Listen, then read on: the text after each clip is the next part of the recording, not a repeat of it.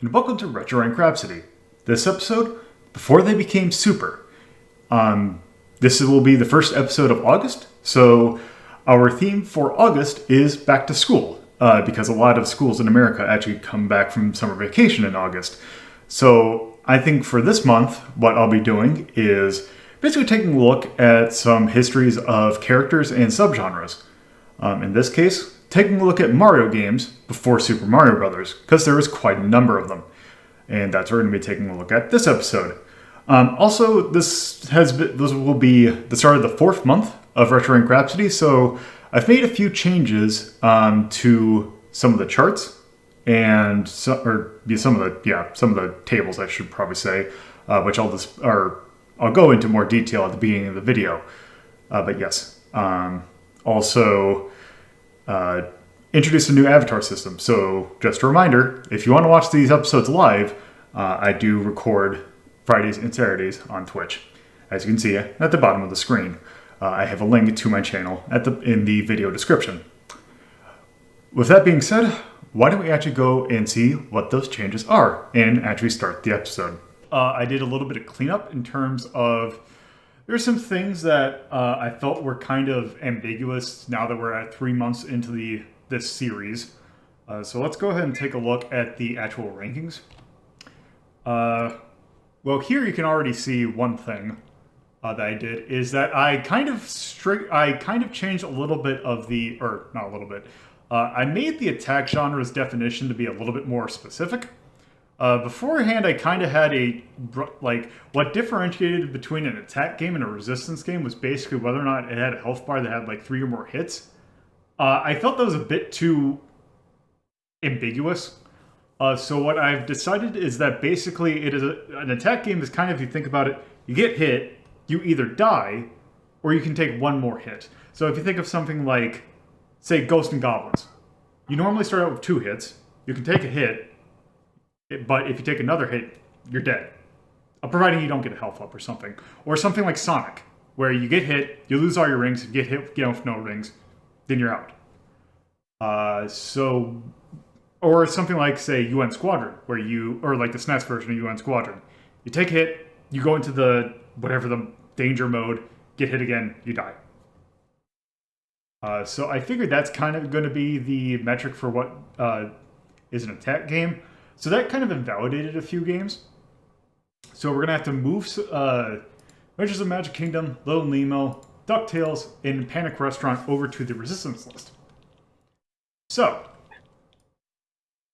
let's start with Adventures of the Magic Kingdom.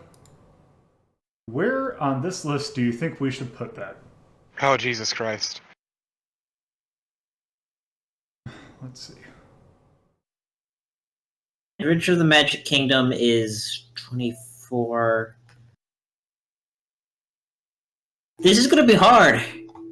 I'd probably play it above Jersey Devil, but that's about all I can really say.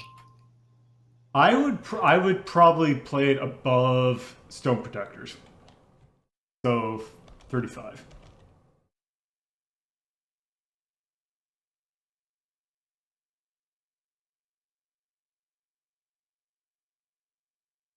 Okay. Oh, actually, no, I did that wrong. Okay, so then let's do Little Nemo the Dream Master.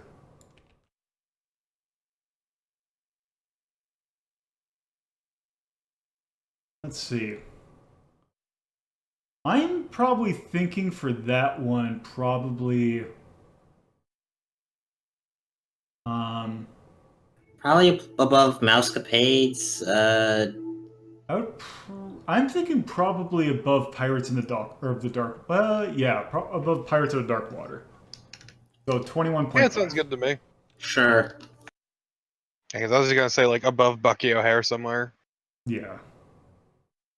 Then DuckTales. Whoop. Woohoo.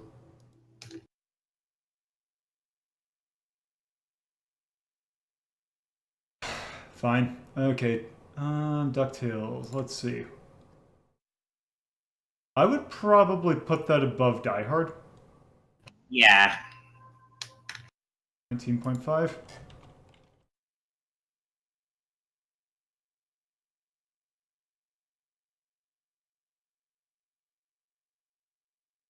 And then Panic Restaurant.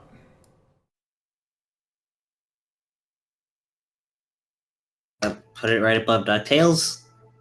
That's. Let's see. That would be above. Actually, I would put it over the Tick personally. yeah, I'm thinking above the Tick. So 17.5. Sounds good to me.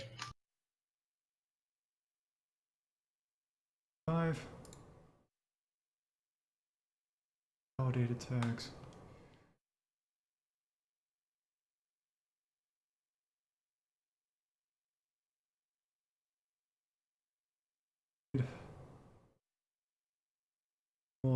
Macro, Autosort. Now, also from the resist list, Dream Penguin Adventure. That's fat shaming game, right? Yes, that is the fat shaming game. I'm sorry, I have to make sure. This one is going to the Dex list because that one, I figure, since basically for Dex, basically anything that your timer is basically your health bar, even though that had the kind of weight meter, I guess, I figured that it would probably fit a bit better in the Dex category. I would personally put it under Antarctic Adventure, but above pole position. That sounds about right to me. Okay, yeah. Like, it's an alright game, issues aside. Yeah. It's a perfectly competent game other than the fact that it has a horrible message. Incredibly terrible message. Okay. A number of terrible messages, actually. Yeah. That game is basically one giant terrible message after another. Pretty much. So, with that, that's all the ones I had to switch. I'll remove the other stuff. Or I'll remove the ones I need to actually remove after the stream because it turns out that that's actually a little bit more complicated than I thought. So I will do that off screen so that it doesn't, you don't have to sit me fiddle with this more than I already have. All right, anyway, on to the actual thing. So,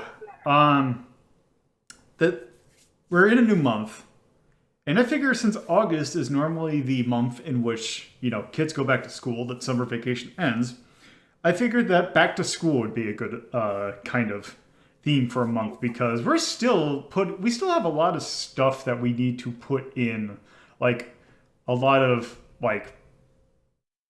things that we probably should put in these lists. And I think if we're thinking of any franchise that we probably should at least put some stuff into or take a bit better look at, will be actually a continuation of a game we took a look at in the first episode. Actually, I think the very first game we looked at, which was Donkey Kong, and taking a look at Mario. So, the last time we looked at Donkey Kong, which was the first game, came out, I believe, 1981.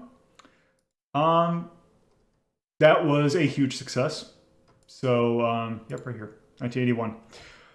So yeah, obviously it's the first game starring Mario, and considering how big Mario is now, obviously it had some sequels. So, the very first one, or game we should take a look at, is kind of the next game in the series, which is this. Doesn't have any sound yet. But this is Donkey Kong Jr., particularly the arcade version. This is a really weird game. Yeah, as you can see, you play as Donkey Kong Jr., Donkey Kong's son. He just got 8. No, but you see, Donkey Kong is actually a title handed down among the Kongs. Donkey Kong Jr. So let's go ahead and start. For this child would one day become Donkey Kong. Yes. This opening always bugs me. There's clearly 2 Marios there. There's 3 Marios on screen at that point. So yes, Mario's a villain in this game, actually. Which kind of reinforces, I don't think they had this in mind this early, but Miyamoto has kind of gone on record that he kind of views Mario and the different Mario characters as more of actors in a play than actual, like, something with a story. And this has a very Popeye-esque kind of vibe to it. God, Well, they always, God damn it. yeah, they were always kind of Popeye because, you know, they originally wanted to make a Popeye game. That is true. But yeah, no, these sounds are awful. Which is, hearing these sound effects are weird, considering I'm more used to the NES version of this game.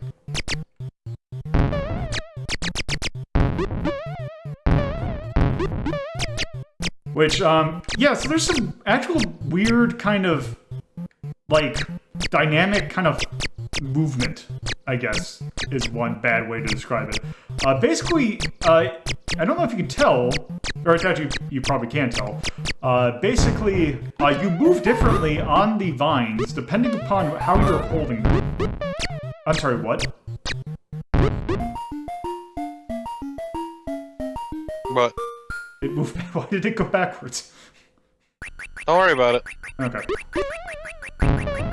God, now it's chains. Yes.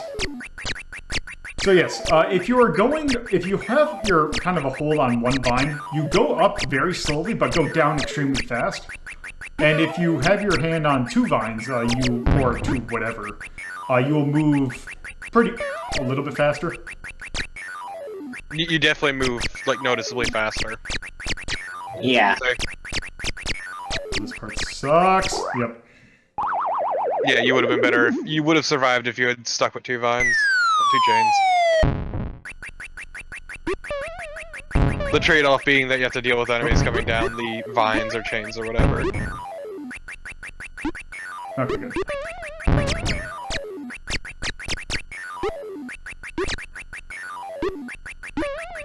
Oh, no. It was a good attempt. I'm also a bad liar.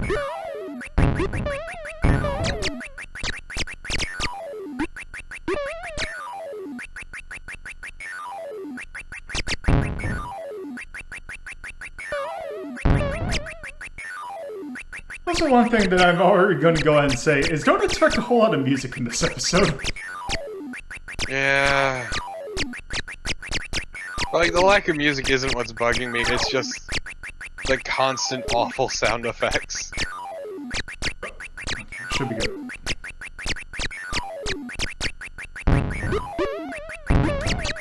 Back.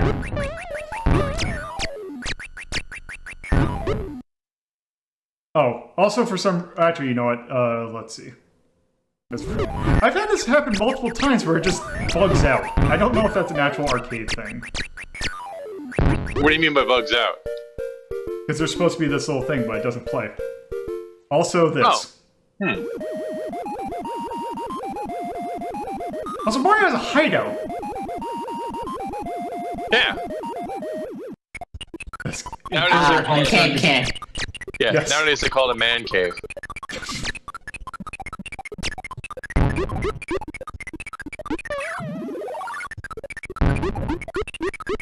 So I should also say that I'm playing the Japanese version of this game. Yeah. I just want to see the end of this, so I'm going to do a little bit of rewinding. So this had the thing that the US version of the original Donkey Kong had, where you would start out with only the first and 4 levels, or levels 1 and 4, and then on your second loop you would have, I believe it's 1, 2, and 4, and then you would eventually have everyone. Yeah, because I was going to mention, you seem to be doing a lot more levels than usual. Yeah. Which I never really realized that was a thing, because I am much more used to the console ports, which are almost always based on the Japanese version. At least the versions that I played. Yeah, this was a regular staple in arcades. Does this run on Donkey Kong hardware? Yes.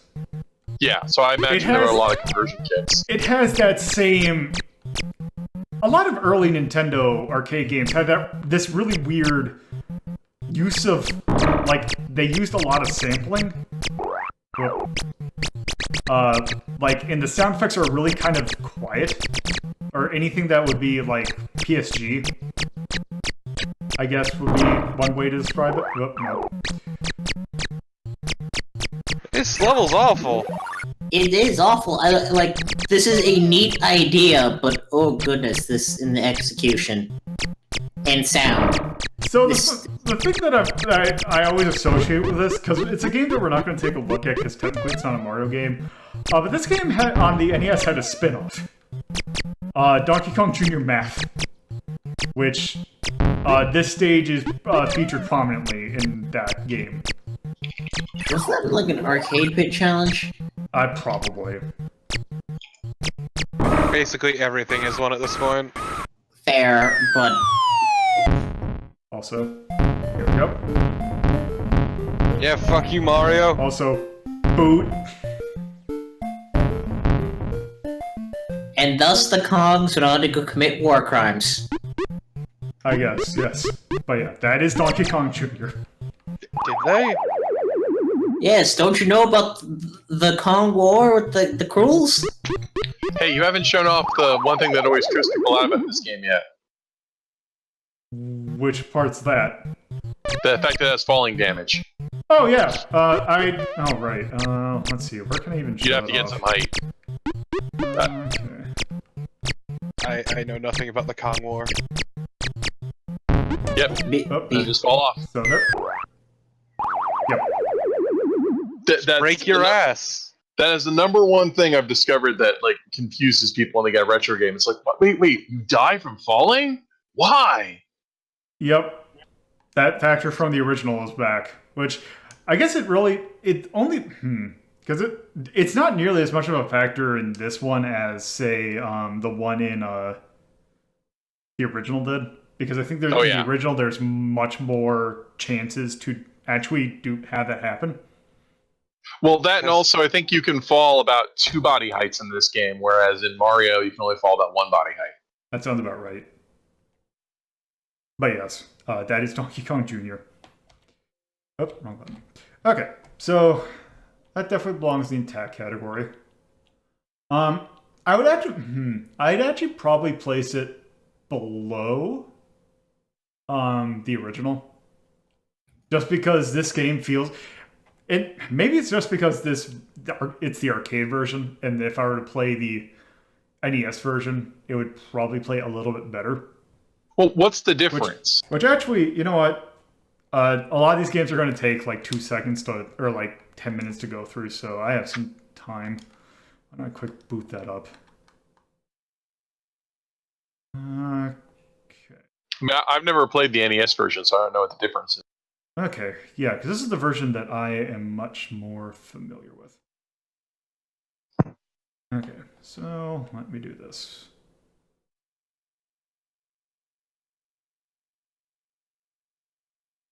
Retro, it's an NES game. We shouldn't have problems loading it.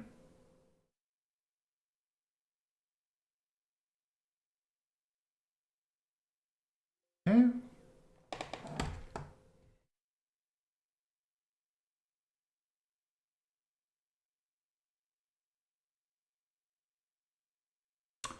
Okay, apparently you have issues loading that. Okay, let's just do this. Okay, let's just do this. Start directory, NES. Kong Jr. Vision A.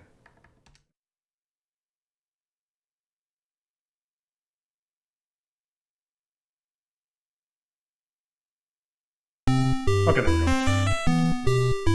Okay, Donkey Kong Jr. Also, you can make sure that down just a smidge. Okay.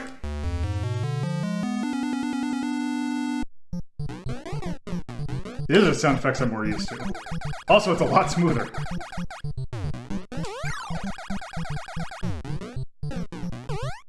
Wow, that is smoother. I kind of like the arcade style a bit more, in terms of like the way the sprites were. definitely like the sound effects, though. Yes, the sound effects aren't like ear bleeding.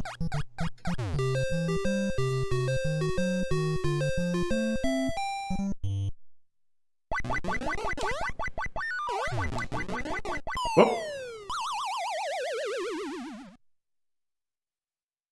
Okay, you do not have forward momentum upon falling. Over.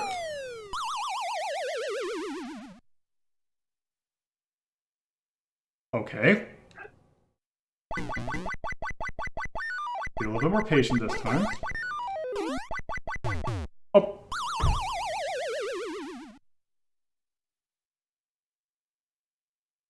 Fall damage!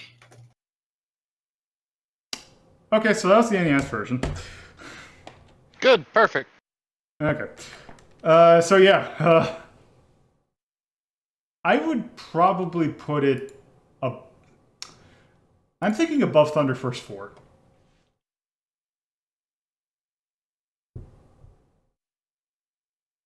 Or actually, you know what? I'm actually thinking. Let's put it above. I'm thinking actually above Roadrunner. Yeah, that seems about right.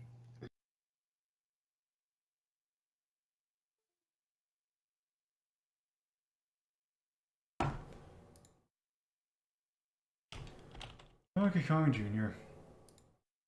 This is episode 27, I think? And that was 1983. Ooh. By Nintendo. The arcade. It is an action game. I would probably say happy / whimsical. Yeah, that sounds For a about tone. right. Sound. Oh, which by the way, I've renamed these kind of categories to be a little bit more specific. So for OST, it is now just general sound. Which I would probably put like D. Yeah. Yeah. Also, put art or whatever I called it. This is now style. So from a style point of view, I would say that this game probably... There's something about it that feels really weird. Like, it just feels like things are kind of there. Like, it doesn't feel quite as cohesive as the original. So, yeah, at least that's what I feel. So I'm thinking probably, like, although it's not cohesive, it's, let's see, we put in the original we put a B. I'd probably say this is a C. A little bit of a step down from the original. Also feel. So this replaces the mechanics, or whatever we rephrased it as. I would also probably say, because the original was it also B? I'd also probably say this is a step down from that as well. Impact. This game was fairly popular, but the only thing is I don't think it was quite as popular. Because while Donkey Kong, like, in its like playstyle is like used a lot more in, I'd say, later games, Donkey Kong Jr.'s would not be quite as used. So I would probably say I'm thinking probably a B, just solely because it is a Donkey Kong game. But yes.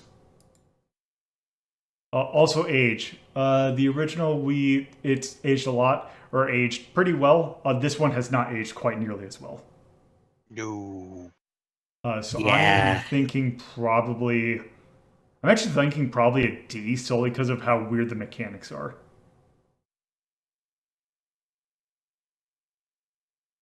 In difficulty, the original we put a C. I would probably say this is a little bit more difficult than the arcade version. So I'd probably put a D. Okay, so that's Donkey Kong Jr. The next game that came after Donkey Kong Jr. Was... So they actually now started to refer to Mario as Mario rather than Jumpman. I actually believe there's some renditions of Donkey Kong that do actually refer to him as Mario. But yeah, they're definitely calling him Mario now. But the thing is that Mario is almost always, associated with his brother, Luigi. So, that came out of this. This is Mario Brothers. So this came out the year after. There was actually a sequel to Donkey Kong, which we have actually looked at in Ranking of Shmups. Donkey Kong 3. That game did not, however, star Mario, so we don't care about that one right now. But yes, this is definitely, you can kind of see a little bit of what kind of became of Mario, or like kind of start to see the origins of how, Mario games are. So why don't we just go ahead and start? So, this kind of will show you how the game plays. Oh, hey, it's that minigame. Yes. So this game is probably the one that's most referenced in later Mario games, but yeah, so the goal of this is to kind of get underneath the enemy and knock it over from below. Also, one weird thing about the arcade release of this game is that this has kind of Ghouls and Ghosts syndrome in terms of your jump, because when you are committing fully to a jump. Oh god, it looks slippery as hell. It is kind of slippery. Also, when there's one enemy left, it gets mad.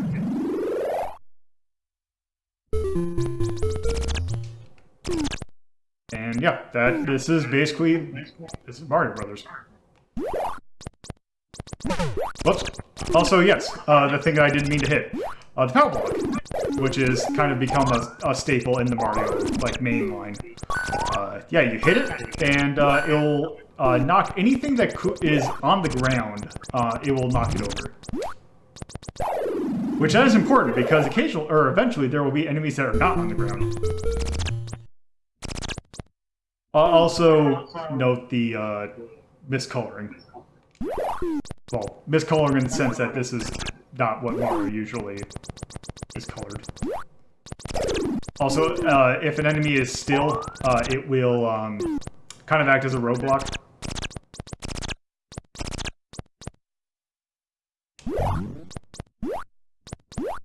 Whoop. Also, by the way, pay attention when I get kind of bitten, because this game has a really good sound effect for whenever you die. Like that. So man, I remember playing this a whole bunch on my fucking Game Boy Advance. Because it came baked into Super Mario Brothers Advance or something like that? Since this was a minigame in 3. Yeah, that's what I remember most from 3. More specifically, if you were playing a 2-player game, because as you saw in the Attract, this is kind of meant to be a 2-player game, where you can definitely screw each other over. Oh, damn it. Well, of course. What's the point of a multiplayer game if you can't dick over your buddy? Teamwork? Fuck teamwork!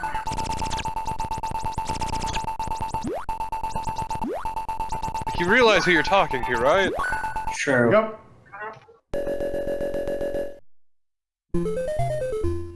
Okay, so new enemy type. Gotta hit it twice.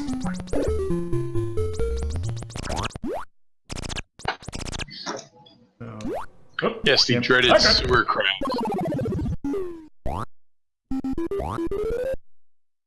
Okay, let's... Hopefully it doesn't... There. Oh! Damn it.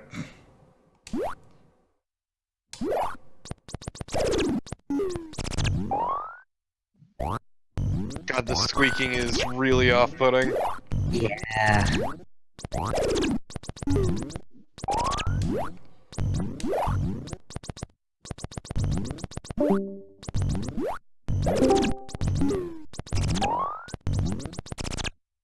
Okay, let's... Oh!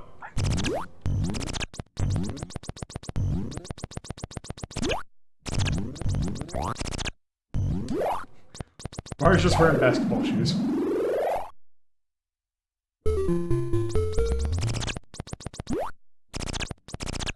Like we're playing double dribble.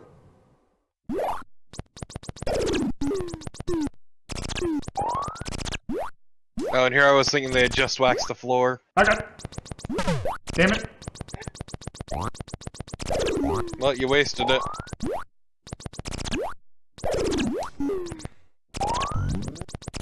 Oh, no. Yeah, you were kind of hosed. Yep.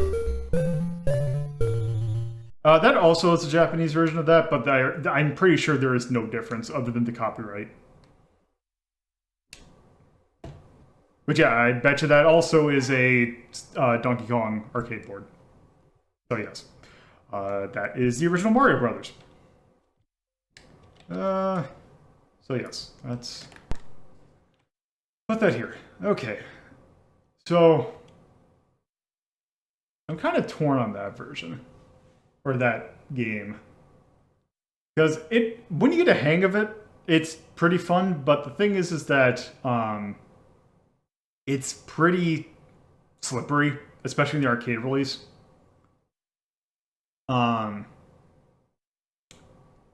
you didn't even get to the ice level.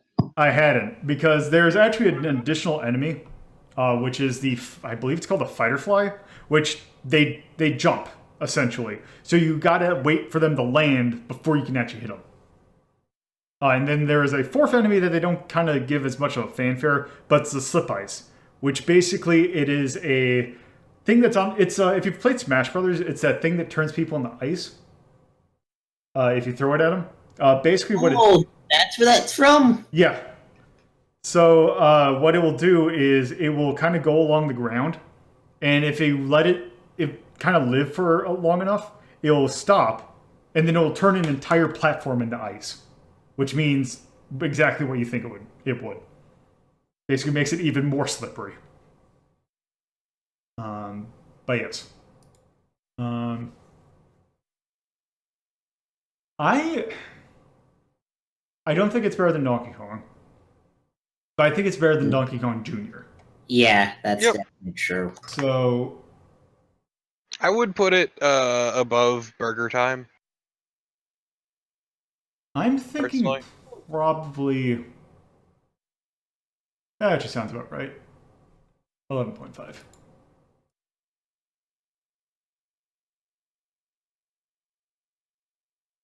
Oop, let me put my hand properly on the keyboard. Also move the controller. Oh, brothers. 1983. Nintendo. For the arcade is an action game. I would also probably say that's more whimsical. I'm going to go ahead and say that probably every game we're going to look at is probably happier whimsical. It is Mario after all. Sound. I would probably put that at a C. I don't think it's quite nearly as bad as Donkey Kong Jr., but I don't think it's probably as bad as, say... I don't think it's better than kind of what Donkey Kong was. Oh wait, Donkey Kong we didn't even have. Let's see. I'd probably put C. Yeah, yeah. I don't know. The squeaking really got to me, personally. Yeah, I'm pretty much... I just kind of really like the noise that it makes when you get bitten, because it's a really good crunch noise. It is a good crunch noise. It's just, oh my god, the squeaking. Oh, yeah, I can definitely see the squeaking. Style. This game definitely had a better graphics than Donkey Kong Jr. And even though the stages kind of don't change from stage to stage, the enemies are really more like they get like the whole thing with the shell knockers. Whenever you knock them over, whenever they kick themselves out, they kind of get out of the shell and then kick it over and then hop back in. I think that is a good touch. It's pretty good. So let's see, what would we put? I would probably put it a B, just as so B was Donkey Kong. Feel. That version does not feel quite as good as it could be.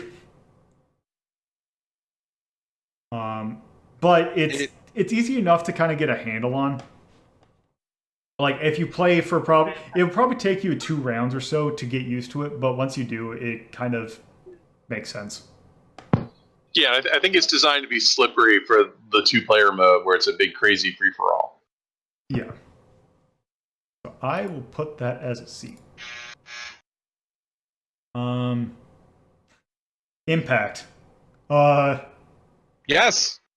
Very yes. Yes, very much. I mean, when people are like asking like, why is all this weird stuff in Mario? It's like, look, fireballs, coins, and turtles flipping over is all from this game. Yes. Also, we wouldn't have Luigi without this game. Age. This one has definitely aged quite a bit, though. I'm probably thinking not nearly as bad as Donkey Kong Jr., but probably C territory. See, I think it's funny that when you see this as a minigame in other games, they have to replace the turtles with the spike shells guys, because otherwise people think you can jump on the creatures, because you can't jump on anything in this game. Huh. I really thought about that. But yeah. Difficulty? I would probably put it at maybe a C. Yeah, C sounds fine to me. Yeah. Yeah, the chat pointed out the reason why you descend on a platform after you die. That's because it's a 2-player game, so they didn't want it to end. They didn't want to have flips. So yeah, they reused that in Smash Brothers. Oh yeah, I suppose. So yeah. That is the original Mario Brothers. So I'm gonna give you a choice. So, do you want to see a weird port or a weird spin-off? Or a spin-off. Yeah, weird port or spin-off. So it's one for spin-off. What are the other choices? You have a spin-off or a port. Spin-off. Spin-off. Okay. So, right around, say, 84, Nintendo had kind of a partnership with Hudson, because Hudson made a lot of games for the Famicom. But the thing is that the Famicom was just coming out around that time, so they wanted something that, or a kind of, in case the Famicom didn't take off, they kind of wanted it on a different platform, so that, in case Famicom didn't take off, that they would have their games on a different platform, namely computers. And right around 84, there was one kind of big computer in Japan. This is, once I do this, and hopefully... Come on. Let me get this going. This is a PC-88. Hell yeah! Particularly so this was a computer made by, I believe, NEC, Japanese computer company. Not really known. This system has kind of a reputation outside of Japan. Yeah, it does. It was...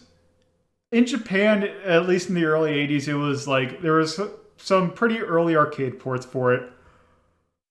There was also a lot of Aerojet on it. A lot of porn. A lot of it. Yeah. So much porn. The game we're not looking at is thankfully not Aerojet. But yes, Hudson was licensed to develop some of their games for from the early games from the Famicom to the PC-88. One was a port of Mario Brothers, the game that we took a look at. However, they also made kind of their own kind of take on it. And that's the game we're going to take a look at now.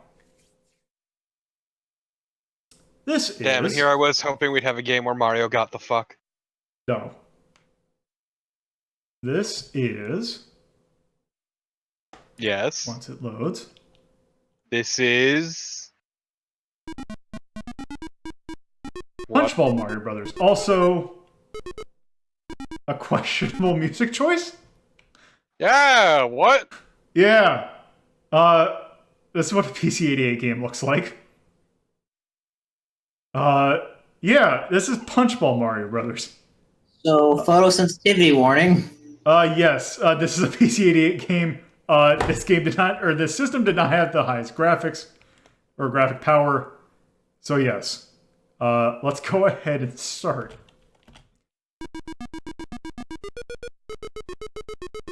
Oh. Da, da, da, da, da.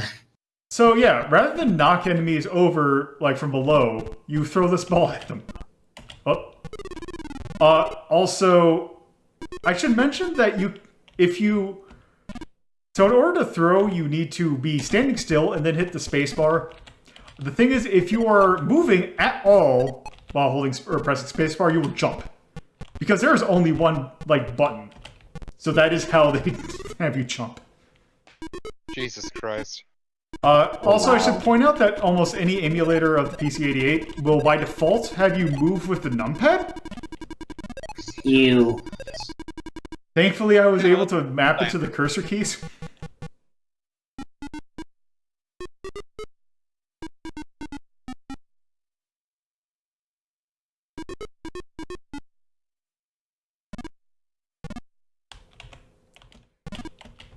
Also, by the way, these guys, there's basically no difference between them and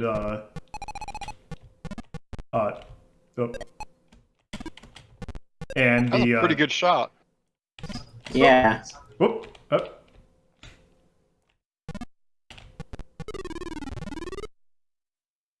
Nice job. Oh, also this. Did you clip through that platform? Probably.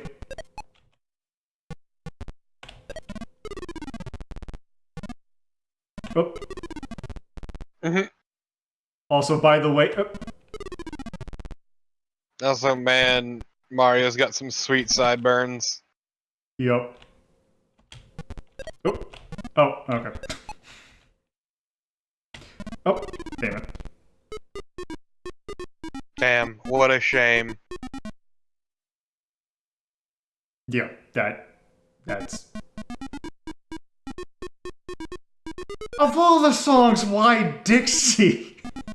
I know! Why Dixie? Because it's American music. Look, Yes. There's nothing I think of more when seeing two chubby Italian plumbers beating the shit out of random wildlife than Dixie. I mean, I gotta think it's, first of all, it's American music, and second of all, they probably already had it and it was easy to code. And also just public domain. Yeah, it's also public domain, so you have to pay for it either. That's probably true. Public domain is kind of a big reason for a lot of these, and they're just kind of chosen on a whim. So yeah, that was Punchball Mario Brothers for the PC-88. That sucked. Yeah, that was bad. Yeah, I might actually put that below Nemesis 3, Eva Destruction. Like, how bad did it feel? Because Pretty that bad. was kind of hard to convey. Not real. Like, it played about as good as it looked. Oh, okay. Yeah, it did. Yeah.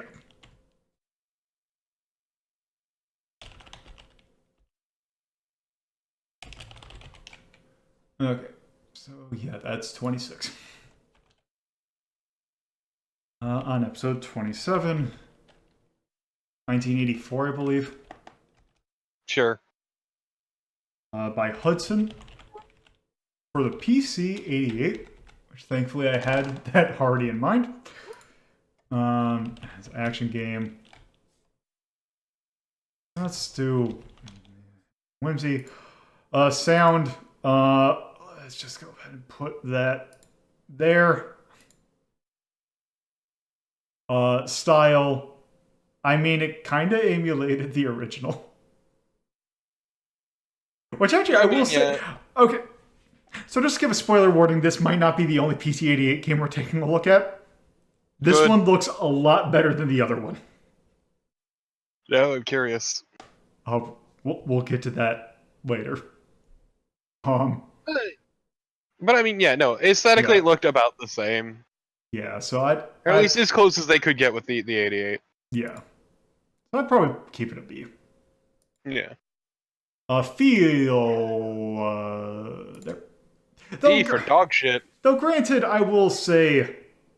I won't completely write it off because it's what they have to work with. Though granted, we'll see later, you can do 2-button games on a PC-88. So, I mean, you have a keyboard. So yeah. Yes, its impact is nil. It is a game that is basically, oh hey, there's this weird Japanese-only Mario Brothers spinoff. But yes. Age. Very. Difficulty. I'd probably put a C for that.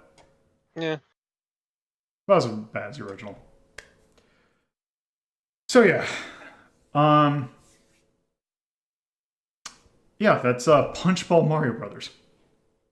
It sure was. Let's put the PC-88 away for now and go back to things we're used to. Find the right button. There we go. Okay. So, the port. So yeah, Mario Brothers once you know, other Mario games kind of came along, they kind of didn't really do much with the original Mario Brothers style. However, when the Famicom Disk System came out, they kind of had this weird thing of doing kind of like the thing with the disc was that it was something that was easy to send in, and also so with Famicom Disk System there was this basically this vending machine that you could go to certain stores that had them, and you could actually, when you put it in, not only could you put new games, but you could also use it as a fax machine to Nintendo to transmit the scores that you have saved in the disc to Nintendo for contests. So they did this for a couple of games, and the other game one of the games they did that with is the game we're going to take a look at now. So indeed, this is a Famicom Disk System game. Already a good sign.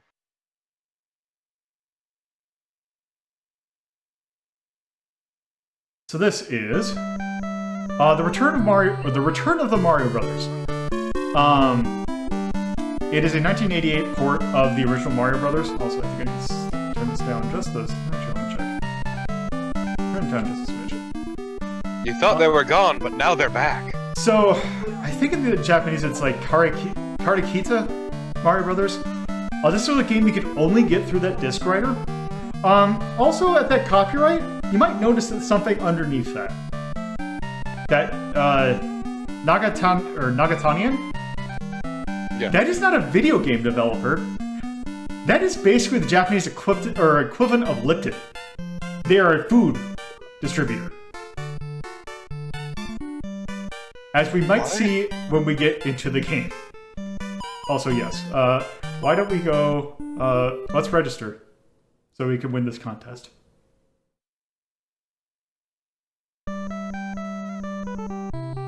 So... Also, let's hit the Luigi.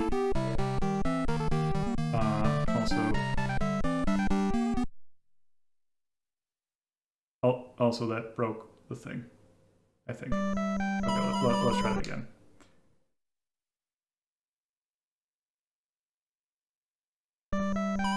Okay. Ah, yes, sex. ETJ.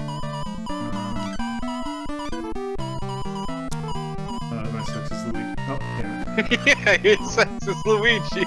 I am, man. And- Yeah, I'm sad so- you can't put your. Mhm. Yeah, this is a fan translation of the game, by the way.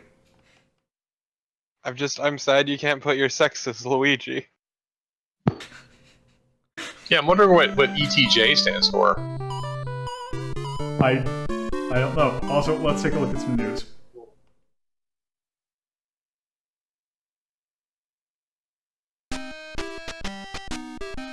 Also, I should say, so this game came out in, as you saw from the title screen, '88. So this is right around the time that Super Mario Bros. 3 was coming out. So if you get enough points, it enters you into a drawing to win an actual Super Mario Bros. 3 cartridge. Also, if you submit an entry, you get a keychain. Well, shit. I think that's a bit overdue. I mean, when I was a month old, I could have entered into this. Yeah, no, that was not even a blink of the eye at this. Oh, yes. look, it's only like 30 years out. It's fine. I'm sure they'll still accept it. Also, so there's two modes. One which is basically a port of the arcade game, and Nagatanien mode, which basically... We need this. Also, let's see. So the thing is, whenever you start, there's a series of ads. Oh my Let's take a fucking look at god. this one. So yeah, this is actually an ad for some, I think it's rice? Whatever Why is Ochazuke Suke is. Also, man with a giant head harassing Mario and Luigi? But also, This is not okay. let's see.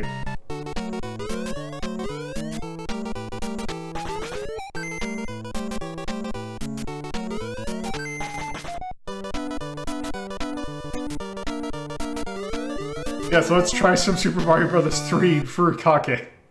Try it now! By the way, I should... Eat it! Furry Cack Lolo Coco Mario! So down. I did happen to look at Nagatanien's website last night. Apparently right now they are selling Furikake with Osamu Tezuka characters on them. Okay, but this is Furry Cack. I don't want to know what Furikake is. You know what? I regret those words. Okay, let's go ahead and start. So, it is very much similar to the original Mario Brothers. But one nice thing, mid-air control. Oh. Wow, already you eat shit. Okay, so the box is a little smaller than in the arcade version. Eh! Run, you fool! Oh, that's right. So the original, so there was a like a basic NES port. The thing is that it didn't look nearly as good. Other side. There we go.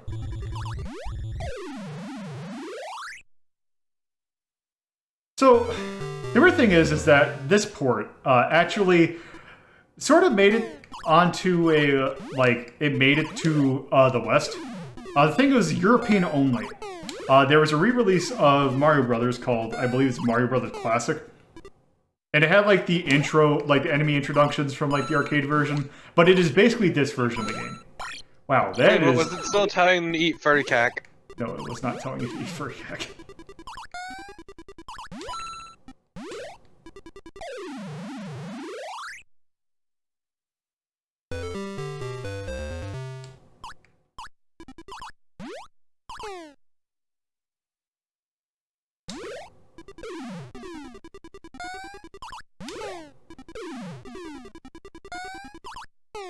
Also, I like the noise it makes when you run. Yes. Yeah, it's much better.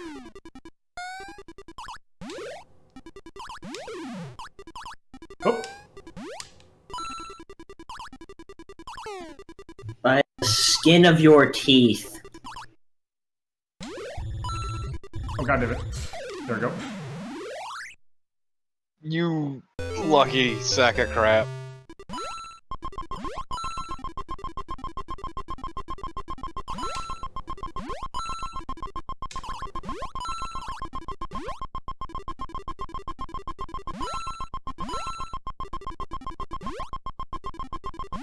Yeah, you kind of botched that one up a bit. Yep.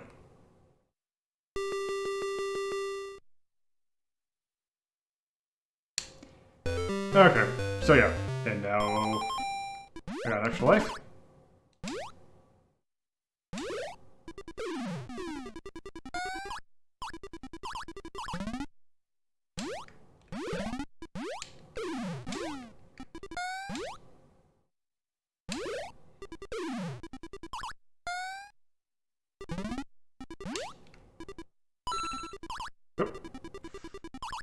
Fuck it! Haha, eat shit, loser!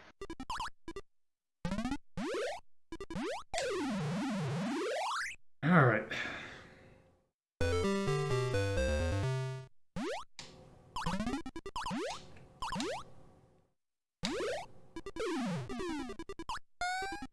Also, I'm kind of sad that there's not a bonus that you get for hitting an enemy in midair. Oh, damn it. That's not what I wanted to do.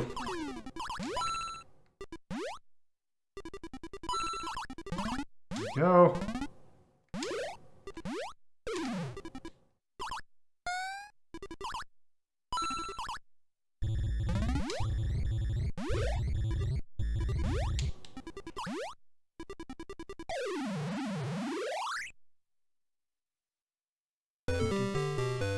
Okay, so is this Fighterfly? Yes.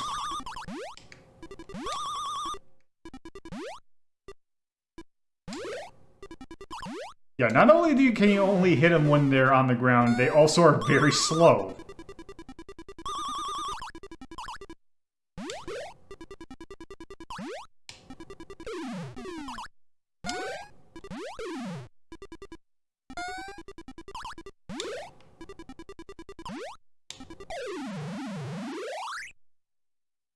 Oh, I wonder are those the guys in Mario Land? What? So yeah, do they not get angry? I guess not. Ow.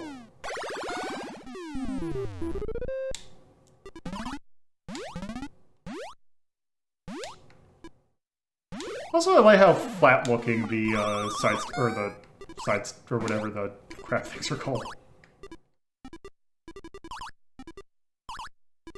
Oh, that's enough.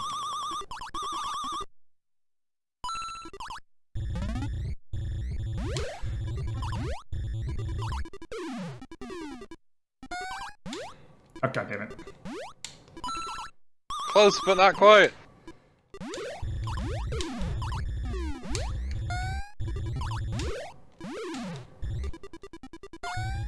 Yeah, I guess I don't get mad. No, I think it is moving a bit faster. Usually they change colors a lot more drastically, I guess. Okay. Ah, good. Talking about slippery.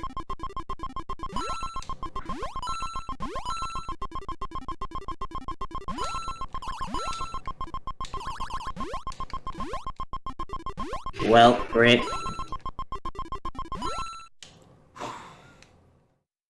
Wow. Now, is it going to count it, though? Yes. Holy hell. Wow. Okay, so... let's see. I think this is where the slip ices start to appear.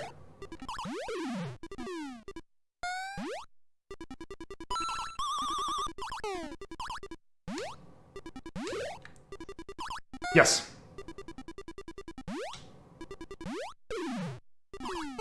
I'll let this thing freeze. Oh. Good job. So yes, that is what slip ices do. Whoop.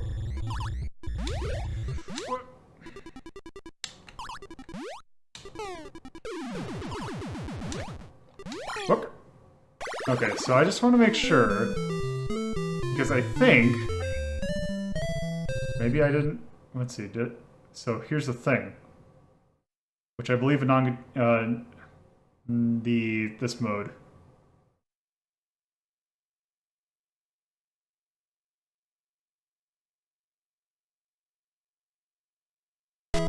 Ah, yes.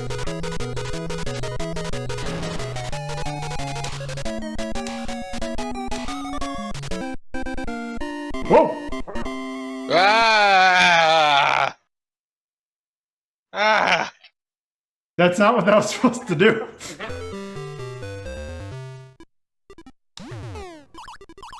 So let's just... Ah!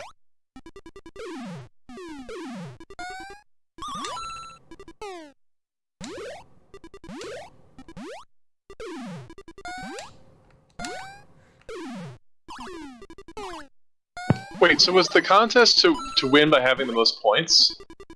Not so much the most points. Basically, if you got enough points, you would be not liable, but you would. Yeah, there was a minimum number, and it became a raffle. Oh, okay. That would explain. That's probably why they put the randomization in it to make the people. It's that Mario Party thing of giving you a break. Yes.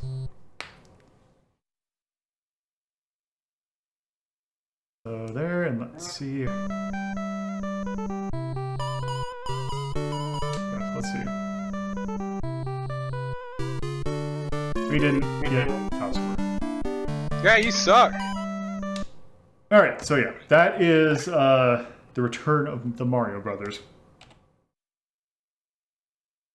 Yeah, it's definitely a better port than or better version to play of that. Also, since we're showing other things off, why don't I actually bring this up real quick? So yeah, this is that port that came out in Europe.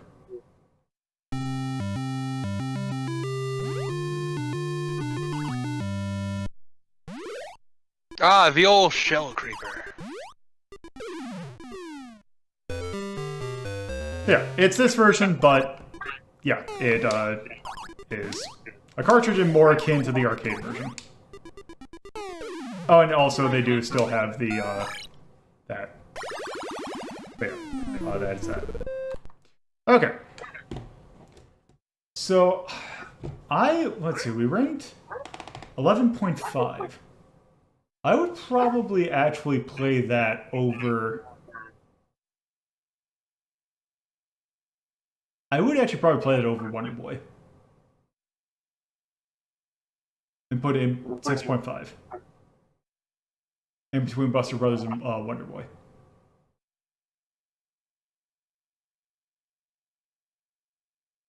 Yeah, it sounds pretty good to me. It's probably a lot more fun two-player. Yes.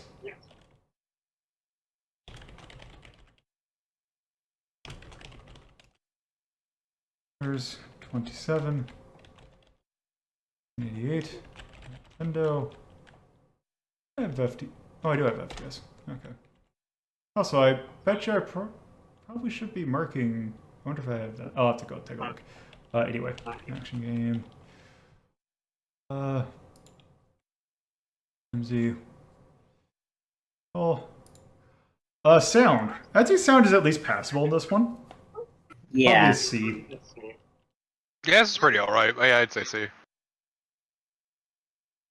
Style.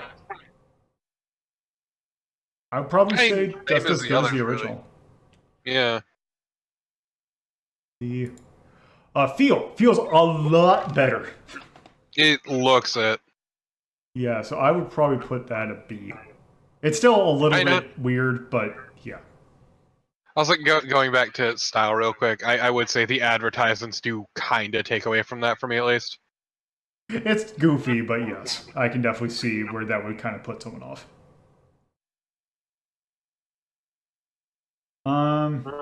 Let's see. Impact. This particular version is definitely not high in the impact. Nah. Age. This one definitely, well, other than the fact that it's for a contest you can't enter. Not just a contest you can't enter, but also the advertisements show their age very clearly too. Yeah. So I would probably put a C. Like, the game is fun and simple enough, but everything around it has aged very poorly.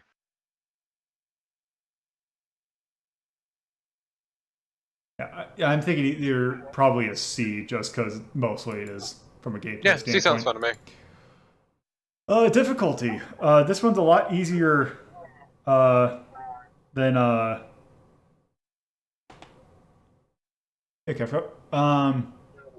difficulty.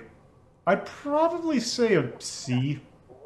Still. Yeah, same as the others, really. It hasn't really deviated a whole lot.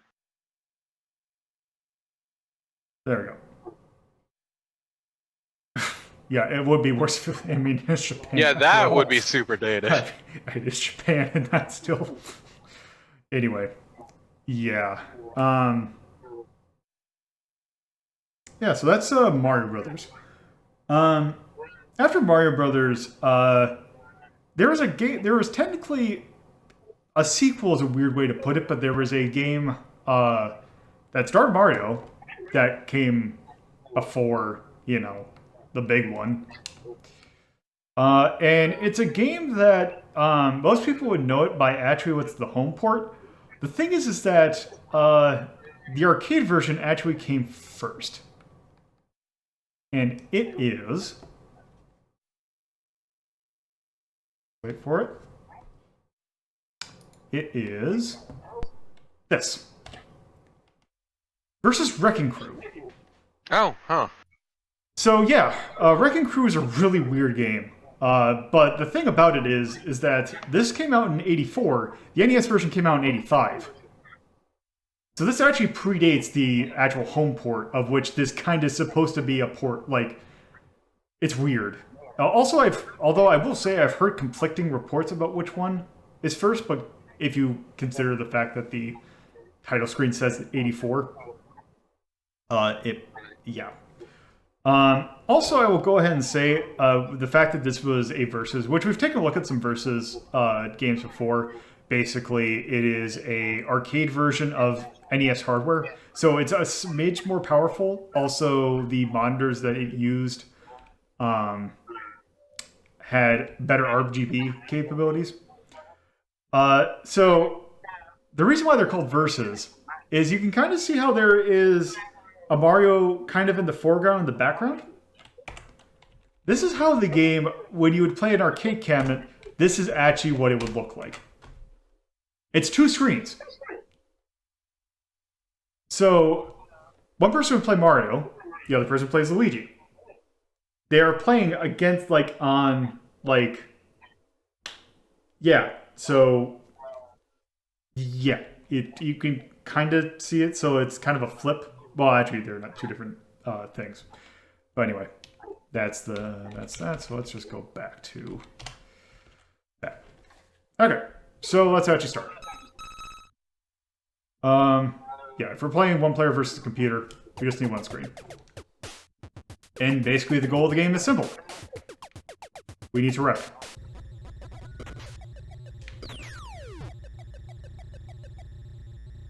And also, we need to avoid enemies.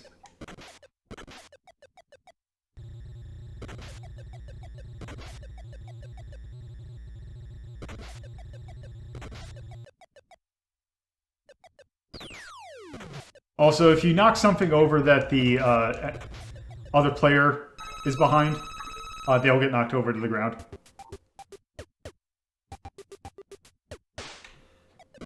I actually think I need to turn this up.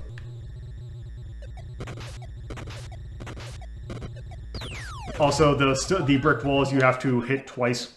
Also, the game wraps around. Ah. Also, I really wish that it wasn't red and pink. Which I imagine not only is a color blindness problem, it is also just a seeing it period problem. Also, you can't bonk the enemy on the opponent on the head. You actually have to not something. Also, Lolo, you have to make it look like an accident. yes. Also, you can make it so that enemies go over onto the other side. Also, you can get hit by fireballs. Nice.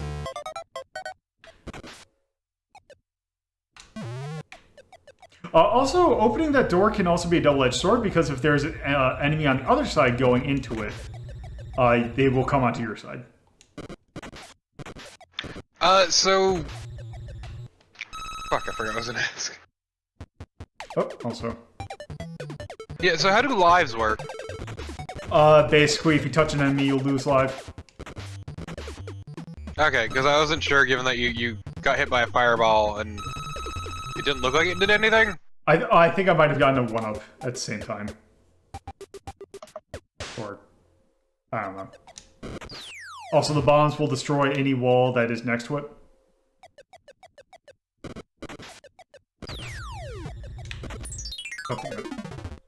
So, my main problem with this game is that it's actually kind of lifeless.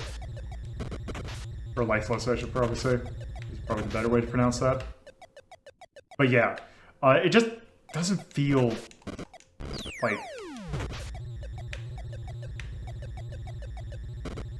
Maybe it's because of the lack of music. It's probably not helping. But yeah, it just... You just Well, I kind mean, of it also just doesn't have a whole lot of personality. Like, it from an aesthetic standpoint. Yeah. Also, I should mention, so, the developer of this game? Yoshio Sakamoto. So this must have been, like, one of the first games that he ever worked on. I see. Maybe this explains Samus's performance in the other M. Yeah, everything else he's done is so fucking lifeless. Sakamoto.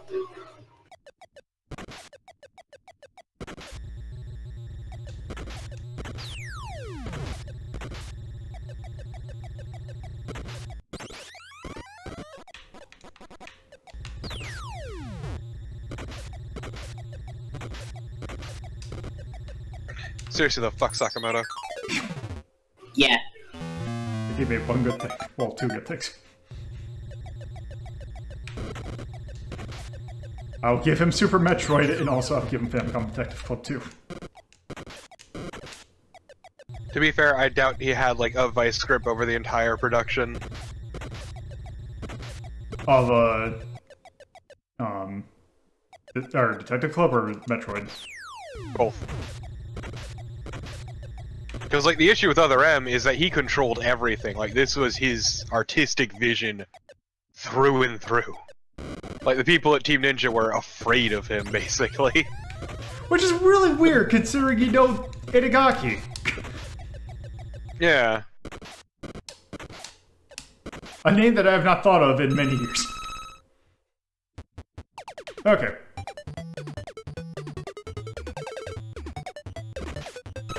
Oh, that's one off.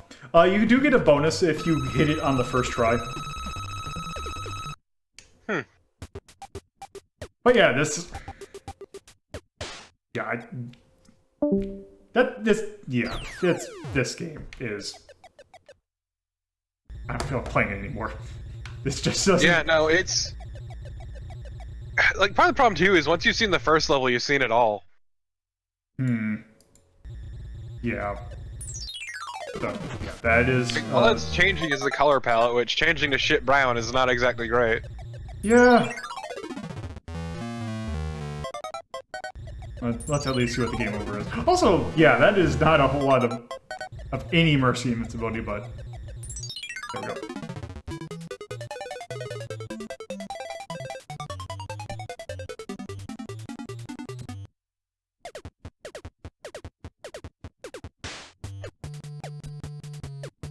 Yep, Tyrion. They're wrenches.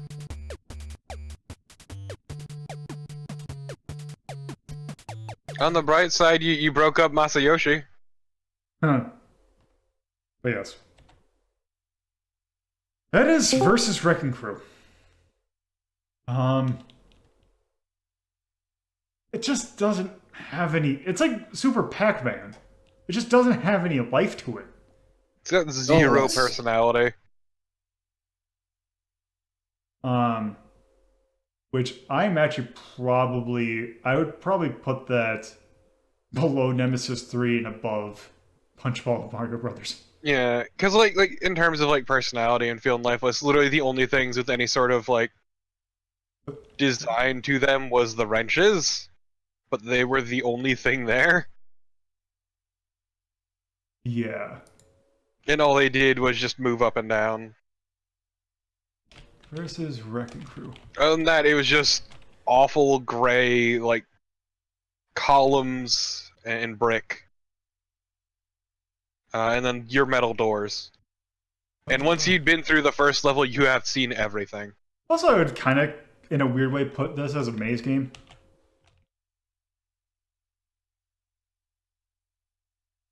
Or should I consider it an action game? I would say action, just because don't forget this is meant to be played like multiplayer, like two people just going at it. I suppose. Yeah, I'd agree with that. Okay.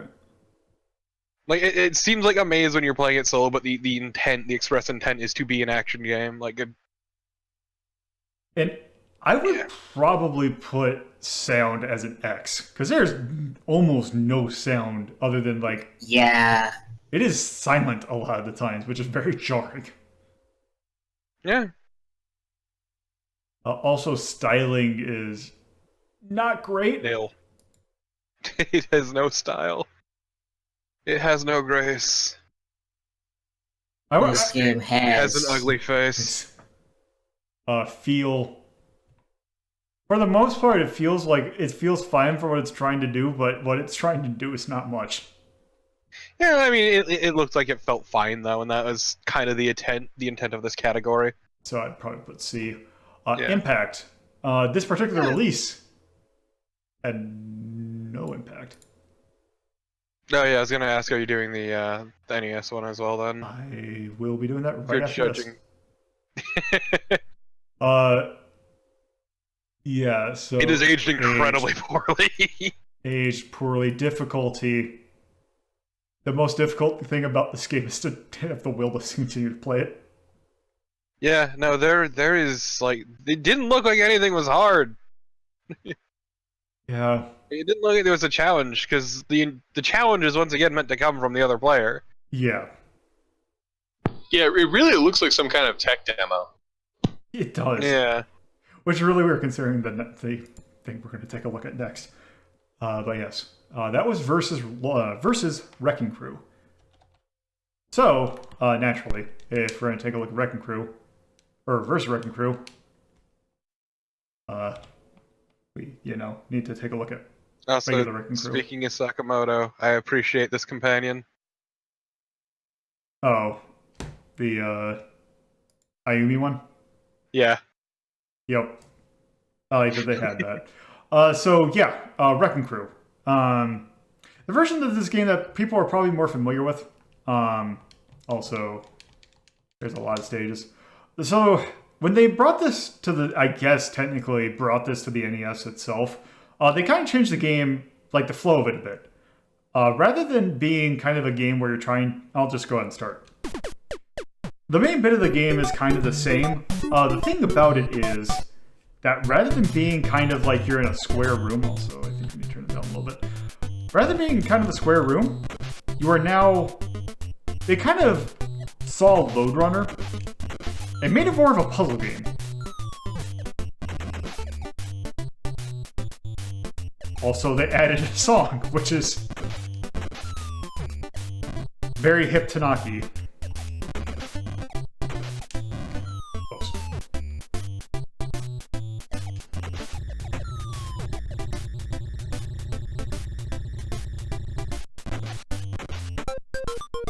Well. Yep. Yeah, Well, already seeing improvements. Yes. Also those guys. Like, everything isn't two-tone. Oh! Where is it? Oh. Hold on. Just these many strong men waiting outside the door to fuck your face up. Oh, it's just because they all went out the door at the same time. Okay, that's weird. So, I should have looked up how to... There...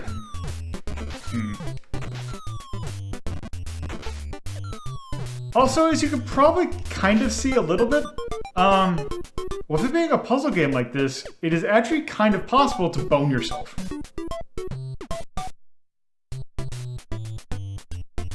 Because if there is not a ladder, there is no way to go up.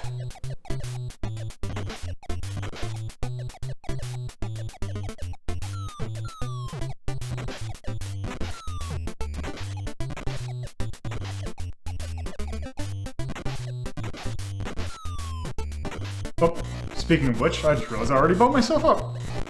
Which, by the way, actually, I'll show this off. So, you hit the button, so I realized that I can't beat the stage.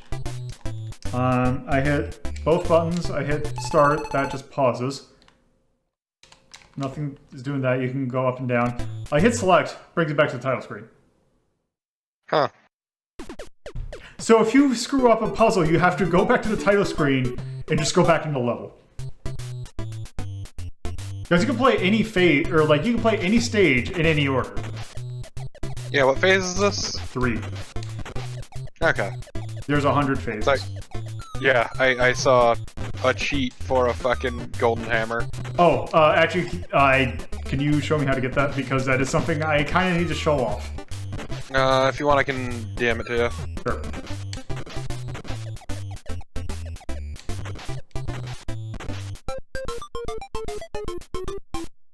Because it'll probably be easier to see. Luckily, you're not on the phase you need to do it in anyway, so... Okay, okay, I knew it was a... Okay, whoop. Oh.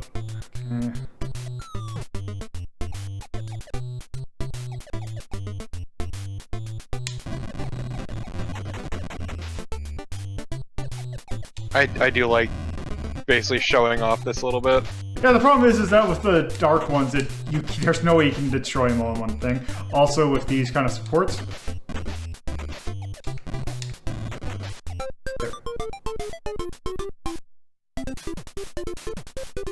Also, this game doesn't have Luigi in it. It has Foreman's Spite. Who the fuck is he? He's just a guy. Just some douchebag. Oh. No bonus. Oh, no bonus.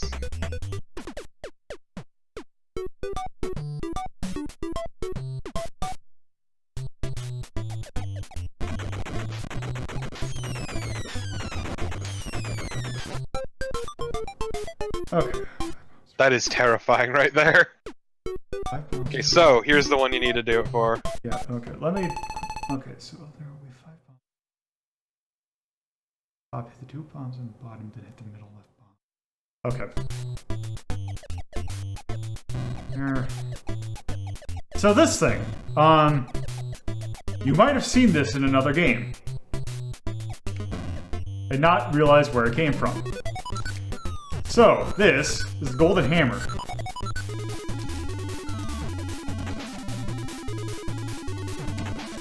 Which, if you played Smash Brothers, particularly one, I believe, after Brawl. Oh, and what's... And I believe it... Is it... Yeah, you can... If you can swing it repeatedly, and you can actually float for a little bit, which is something you can actually do in Smash Brothers. Also, I think I might be screwed. Yep. But yes, that is what the Golden Hammer does. Yeah, unfortunately it wears out once you die, but... Yep. Yeah. Yeah, I don't think Brawl had the... Yeah, Brawl had the Golden Hammer. Yeah. So, basically, I think the way that that worked is that it was just a... How does this work?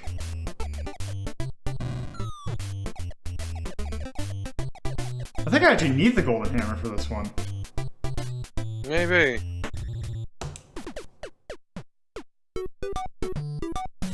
And on the bright side, it lasts until you die.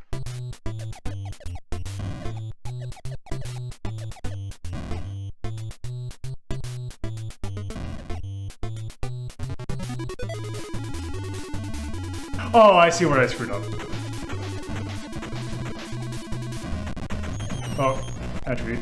Okay, so that will just straight up follow you. Yeah, no, that is... You are done with this stage, basically.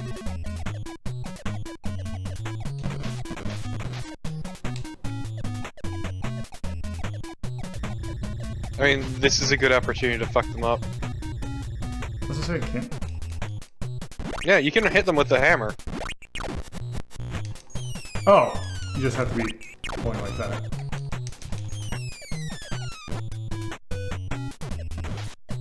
Also, I can tell that the sound of the you can tell that the same person who worked on this sound-wise. Also, oh, that's not what I wanted to do, but that works. Oh, time to tear it all down.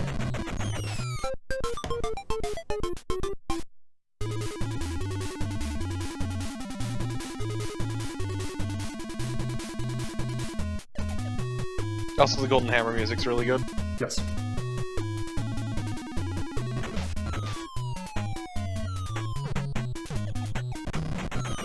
Damn it!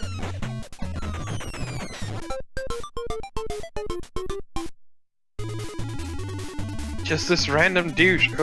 What is that? Oh. Oh, this is sure a level.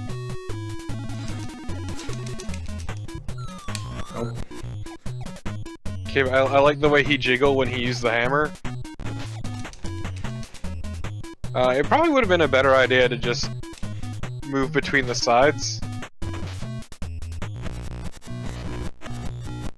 Now that you say that, I forgot that rapping was a thing. Yeah, rapping is very important.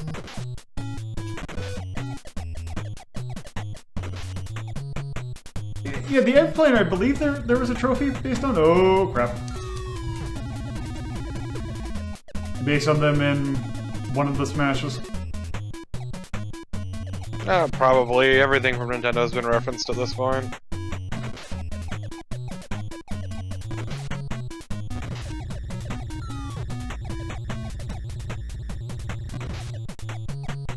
Yeah, they always move in one direction, so... Oh.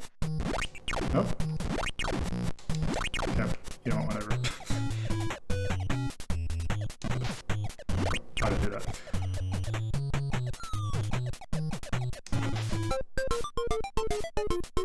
You did it. Oh, let's actually get the coin this time. Oh, God. It's the middle one. Bam. Let's see.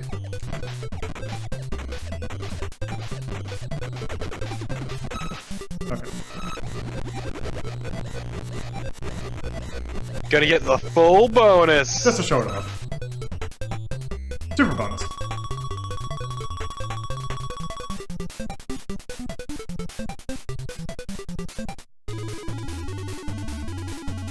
Yeah, no, this game is much better, honestly. Which is weird because this game actually has kind of the notoriety for not being that great. But now that I'm playing it, it's actually not that bad. Maybe it's just after playing the arcade version, this seems a lot better. I mean, it's a pretty alright sort of puzzle God game. damn it. See, that's the problem with Spike. Is that he just screws up your thing. Okay, that's a... Okay, yeah, now it's starting to become a problem. Okay. You know what? Actually, I think we've kind of seen what... Oh, actually, I can do those. Let's just do... Let's... Actually, I think we kind of have So you to. phase 99 or 100. I was going to do a different one. Oh, you know what? Go for it, yeah! What fresh hell is this? Okay. Sweet Jesus! Well. That was a mistake. Why? Oh, okay. So the barrels trap the enemies. Yep.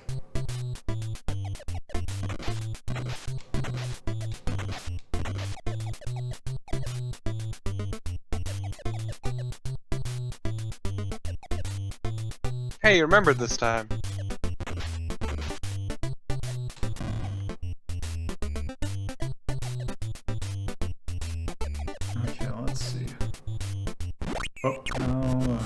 No, you just need to hit the bomb at this point.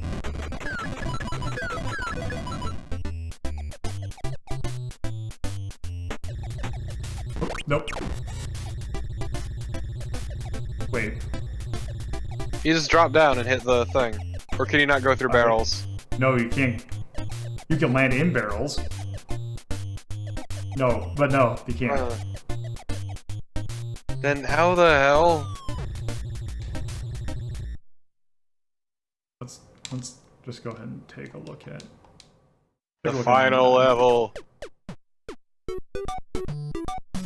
I thought 100 was final. It is, but this one. What? How the hell is this gonna work? Oh! Oh, what? It may have appeared elsewhere. Oh! I see what I needed to have happen. Slowly going back in time. So he needs to be up here. Okay. I need to not be... This is actually kind of a... I kind of like this puzzle in a... This game is kind of a dick way. Oh, damn it.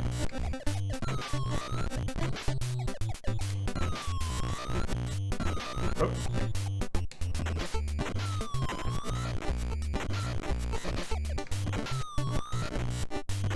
Like, the big issue with this is that it is entirely up to the whims of the really dodgy AI.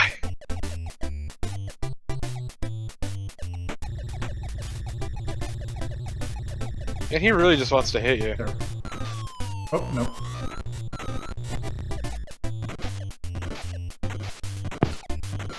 Really, when's Foreman Spike gonna be a smash? Why can't you knock him all the way down? Because the thing is, I need him to knock me down as the last thing. Because what will happen is that's the only way I can get down there.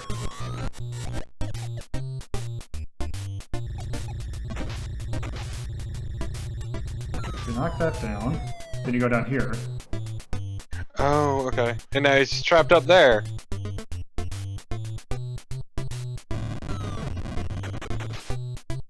But Can you spot the problem?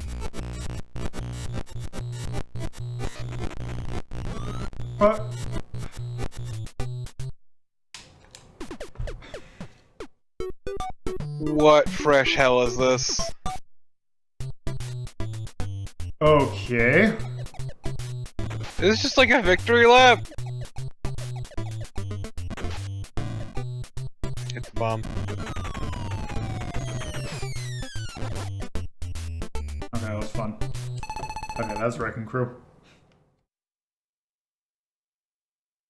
So yeah. It wasn't Wrecking Crew a launch title for the NES, or am I mistaken? Probably in the for the actual NES, yes. It would have been too late for the Japanese one, but yeah, I would imagine that this would be a launch title for the US NES.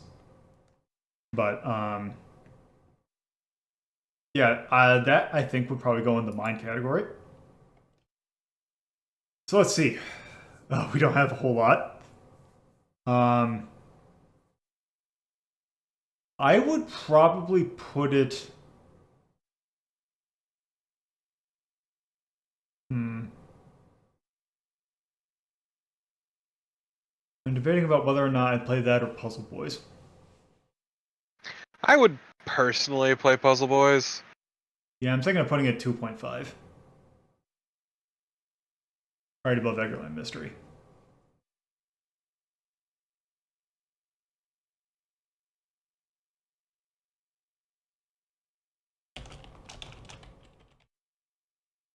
Crew 27. 1988. Or no, 1985. I believe this came out in July of 1985 in Japan. Nintendo for the NES. It is a puzzle game.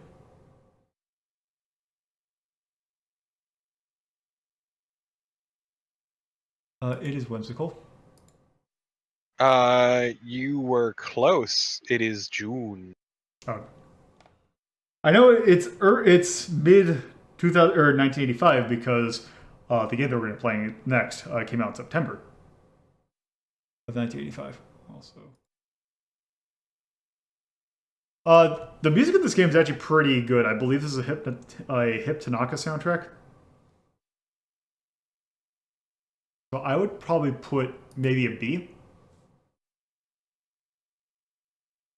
Yeah, I mean the music was pretty alright. Style. It was okay. Yeah, I mean it wasn't amazing, but it something about it just looked better than the previous one. I can't put my finger on it. I'd What still the crummy heck probably say are the purple guys? Because I recognize the monkey wrenches. I don't know. I think that I don't know. Maybe they're just eggplant. Maybe they just wanted to have an eggplant guy. But yes. Feel. This game feels a lot better than the other games. Although, it still feels a little weird. Well, maybe not, like... I would probably put it a C.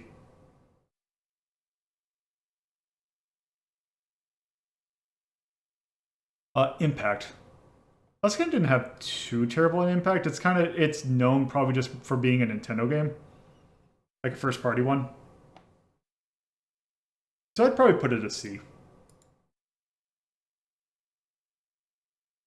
Age, I would probably put...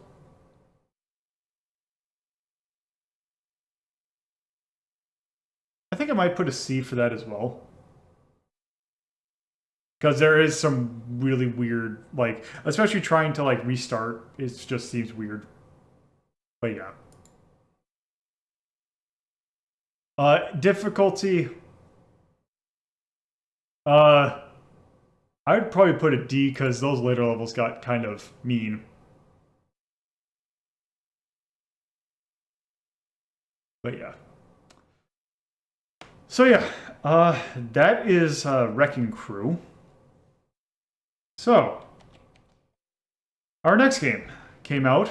That game came out in June of 1985. Next game we're going to take a look at came out that September. And this is Super Mario Brothers. Amazing. We finally got to game. it. Yeah. Oh, wait. What is this? This is a game. Oh, It's a game about taking mushrooms. and they let kids play this. Yes. Also murdering local wildlife. Yes. Oh, actually, that's the thing because apparently in the manual it says that like all those why those things are there's so many blocks was because yeah, there was the King Koopa People of the Mushroom Kingdom. turned the people of the Mushroom Kingdom into blocks. But yes. Yep, and they even doubled down on that because in the SNES they all have liballs on them. Also, let's start. Okay. Iconic. God damn it. Hip, hip.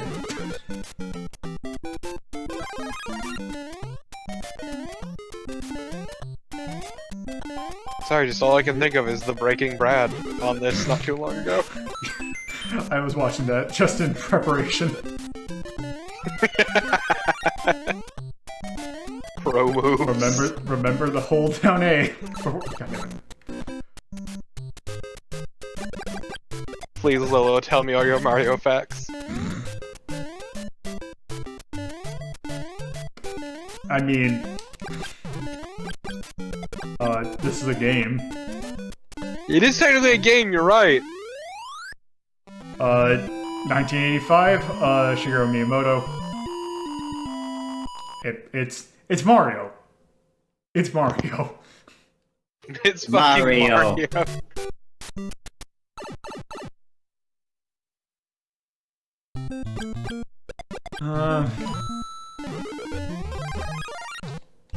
Because, you know, whenever I like, I came to a point where I'm like, I'm gonna have to kind of explain some things about older games because I'm starting to hit the thing where people have not actually experienced some of the things that I figured that people would experience. This one, I don't think I really have to explain much. Yeah, this is... Oh, right. Also, apparently in Japan there is a thing... Oh. Okay, but want to know my most important Mario fact? Mario waxes. Oh god.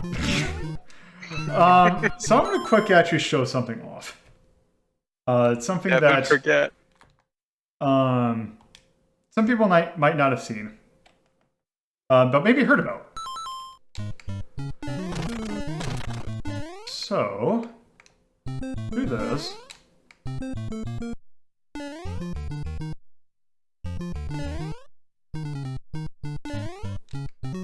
Eventually, you see how I'm kind of going through that block? But eventually, do that. You're welcome, Max. And there! The minus world.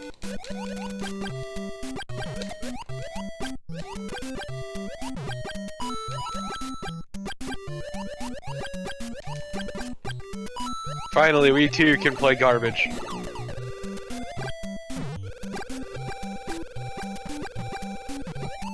So the thing with the minus world is that basically, so I think the way that it works, because you're going through to what is essentially a warp zone, before it actually loads in that it is in fact a warp zone. So it knows that it's a pipe that needs to go to a different world, but it doesn't know which one yet. So it just goes to, I guess, what is the default value. But I'm not 100% certain that's how it works, but that's just how I think it works. Which is probably not how it actually works. But yeah, so what this thing is that once we get to the end... so this is actually what World 2-2 looks like. I believe it's 2-2. No, this is 7-2. Oh, 7-2. But yeah, you go through here, and it just repeats until you die. Yep. Yeah. Then one thing... Where do you go if you die, then? You go here. Straight to hell. You're stuck. This is basically you've ended the game. Ah, okay. Except the only version that there is actually a difference if I were to play the Famicom Disk System version, you actually get, which that's what Tyrion's alluding to, you actually get a 3-stage little, I guess they changed the order of the levels like in memory, so that you actually get a minus world that you can finish in 3 stages. And if you finish it, it actually, if you beat this game, you get a level select by hitting B. Beating the minus world actually gives you that. So that it sounds much more interesting than this one. Reading up on it. Yeah, which actually, let's see. Why don't I actually go? Let me go and actually, you know actually what I'm gonna do. Because it is strange. Yeah. Just reading it.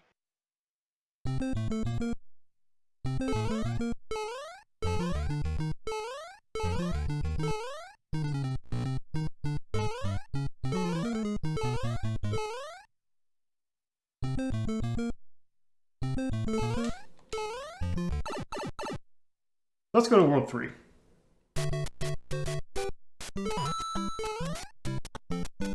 Iconic. Okay.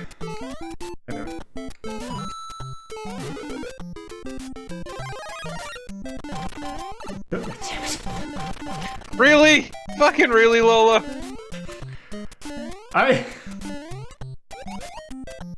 The version of Mario always felt weird to me, because when I play a Mario game, I'm used to later ones where, oh, that was a bad idea. Later ones where the controls feel a lot tighter? Yeah. Yeah. I mean, they don't feel bad in this, but there's something about this. They don't feel bad, but they're very loose. Yes. Also. Yeah. It's time! Also those guys. Time to fall in a hole because you get distracted by the star.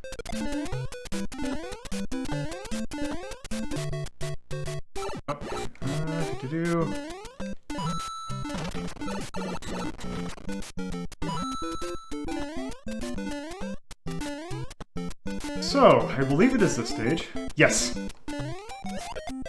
Okay, let's see if I can do it right. Do it this way. So, okay. There's a way. How do I land it? Okay. Oh, I know what you're doing. Yep. I don't. Hold on. There's a You way. should have let him get to the bottom. Oh, it's at the bottom. Well, no. What are you trying to do? I'm trying to do the trick. Nope. Oh, The almost had lines it. trick. Yep. Oh, I almost had it. Should have practice. Okay. Okay. Oh, I think I need to let it go a little bit further.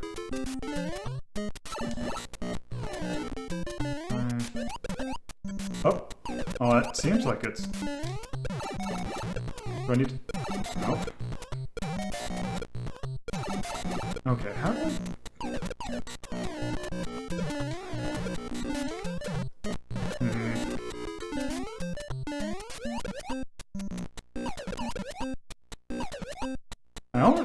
It seems like I'm almost at the right spot. Do I have to hold... Nope. There we go.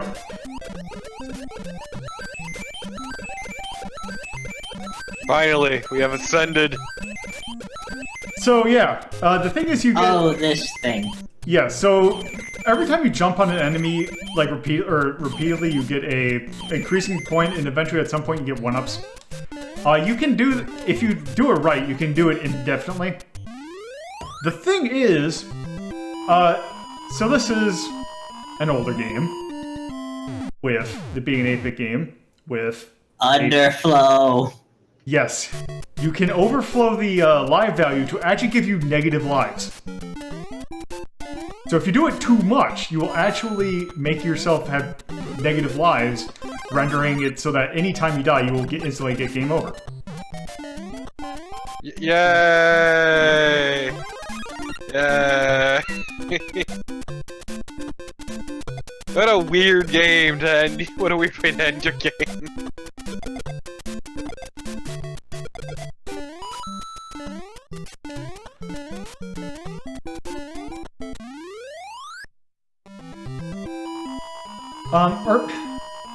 Actually, now that I think about it, I think that might be more of a thing in the sequel, because I believe in this game it is a unsigned integer, which basically means that it goes up to from 0 to 255.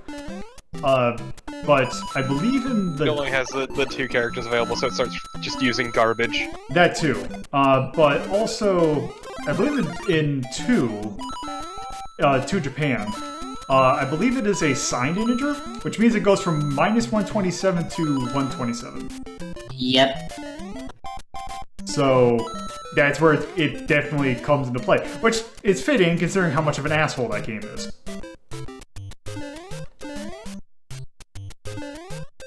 Okay, but why don't you show the game over? What do you mean? Not given your lives, your life total. Also, congrats, you got fireworks. So the fireworks are, so you get the fireworks if your time, I believe, is on 1, 3, or 6. Also, I really hope this isn't one of the kind of stages that... Okay, it's not. You mean the maze ones? Yes.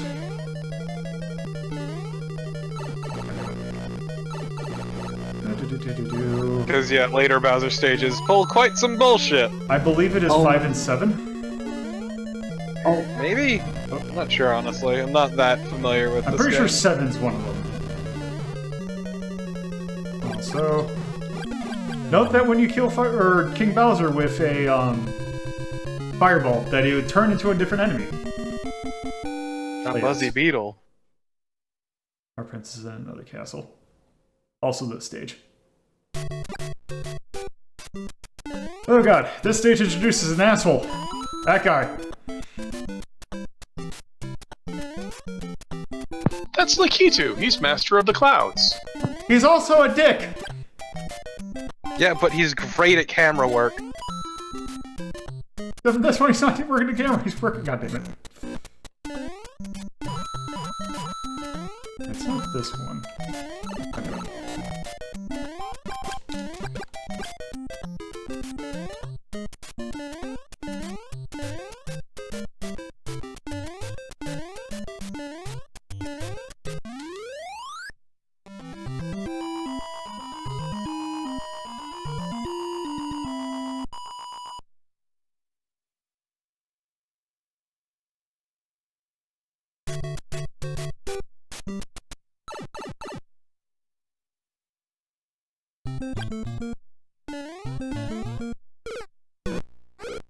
Nice.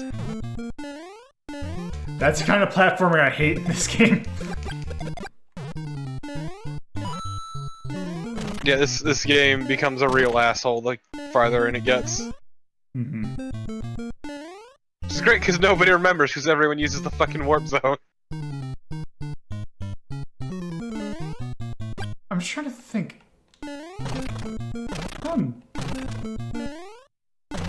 No, it's not. I'm trying to remember if I thought there was a warp zone in this stage. Oh, it's a warp zone.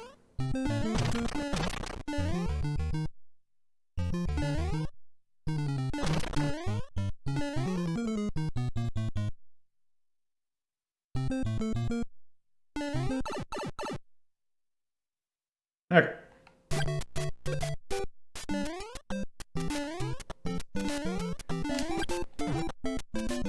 Oh yeah, apparently you passed it.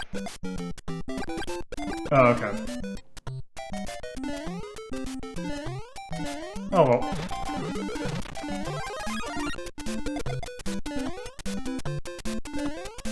But yeah, this stage introduces a new enemy.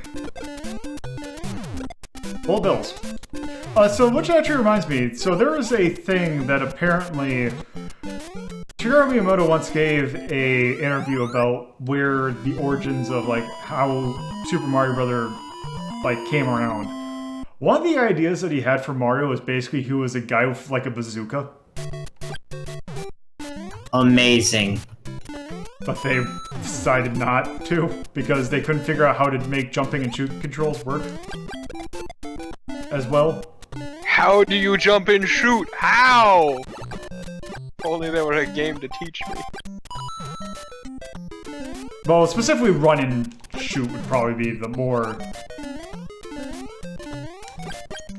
Jump and issue. shoot.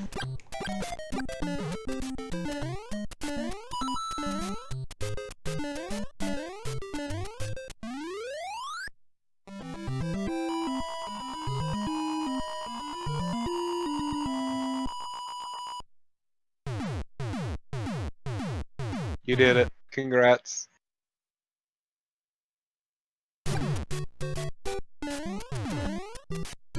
Glad that Mario is using the royal way. Damn it.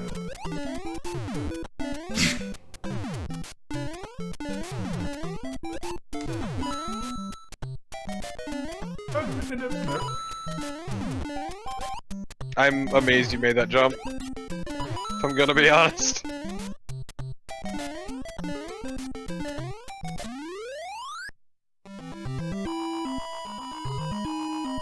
Alright.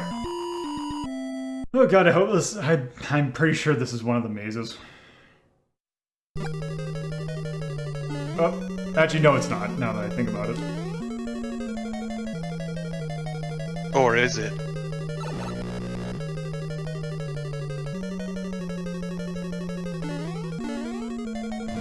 Nope.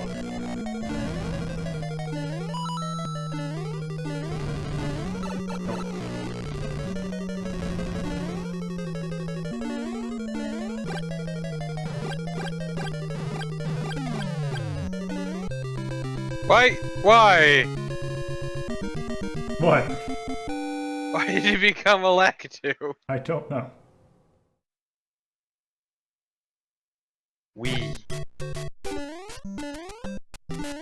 Oh, god damn it.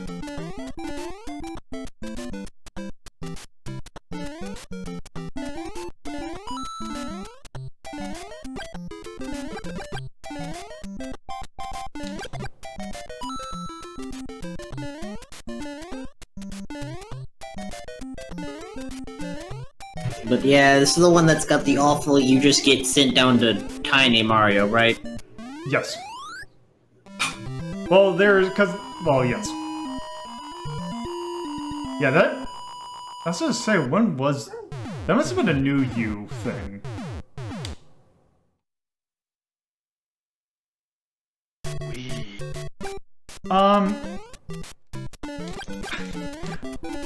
We'll see how...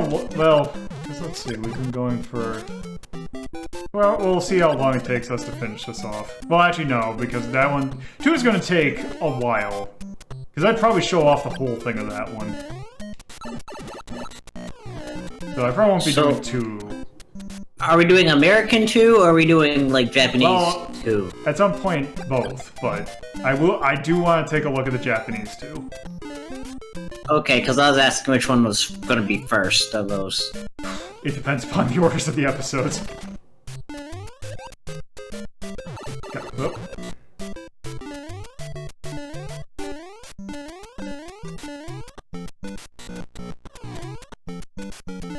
Just finally, I can use my ancient memes. In Japan, they call it Doki Doki Panic.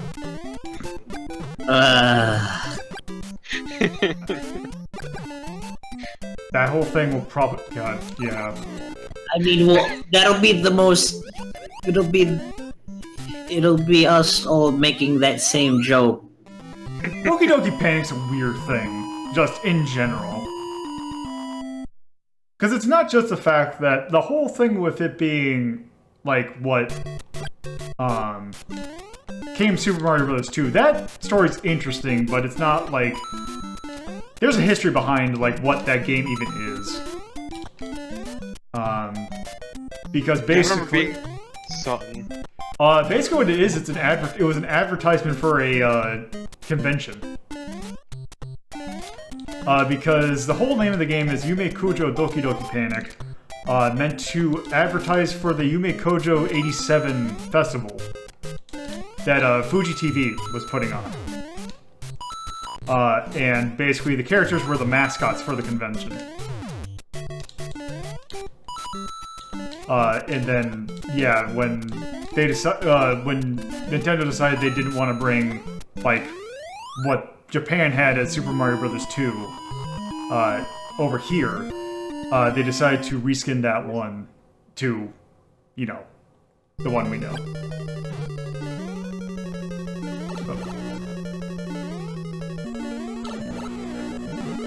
It's great because it brought us some of the most iconic characters. Yes. Like Birdo. And more importantly, Shy Guy. Also, there's some weird things on with, like, revisions of Mario... Like, the revisions of Mario Bros. 2 and how it ties into this game is also really weird. Oh? Because if you're not familiar with the Japanese 2 is basically a ROM hack of this. Like, up to, like, including practically all the same music, all the same mechanics, except for a few additions. But yes. Okay, but how he breathe fire, how he hold hammer. Very carefully. He a squid. He not a kid.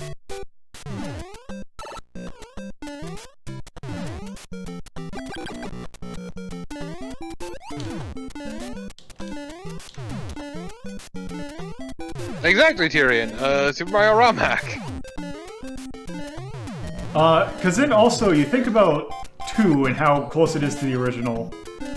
There's also renditions of 1 that actually include levels from 2. Like Versus Super Mario Bros. Or All Night Nippon Super Mario Bros.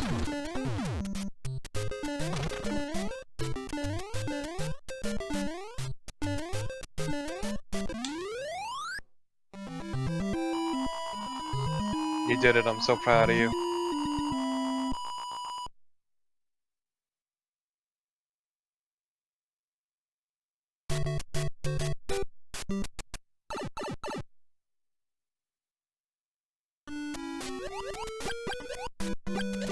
So yeah, remember the Midas world? Yes.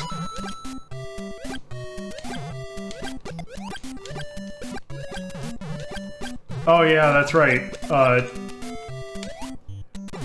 So this does have a two-player mode, but it's a take turns two-player mode, not a simultaneous one. Because that'd be really weird.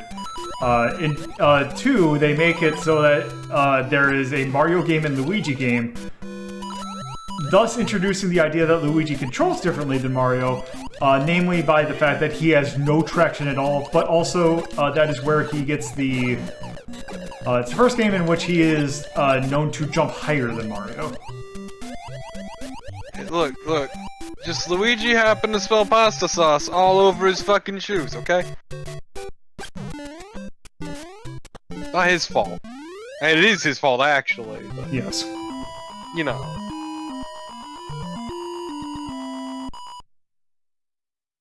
Mario's like, we gotta go. And Luigi's like, but I got pasta sauce on my shoes. And Mario's like, I don't care. Because Mario's an asshole brother. This is just a fact.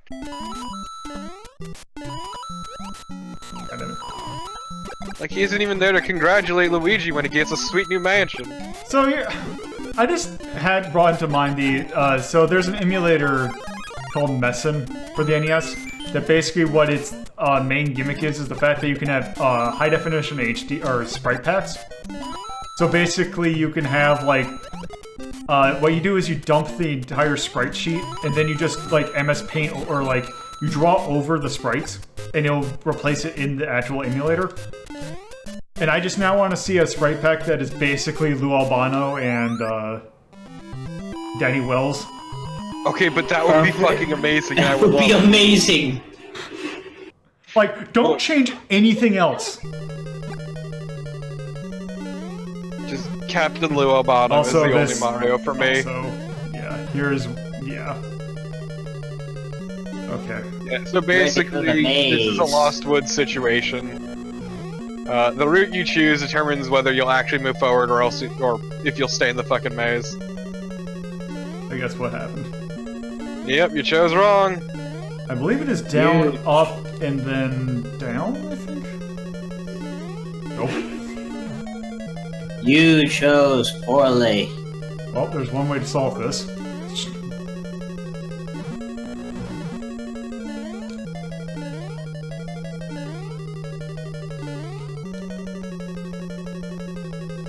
Okay, so let's do down.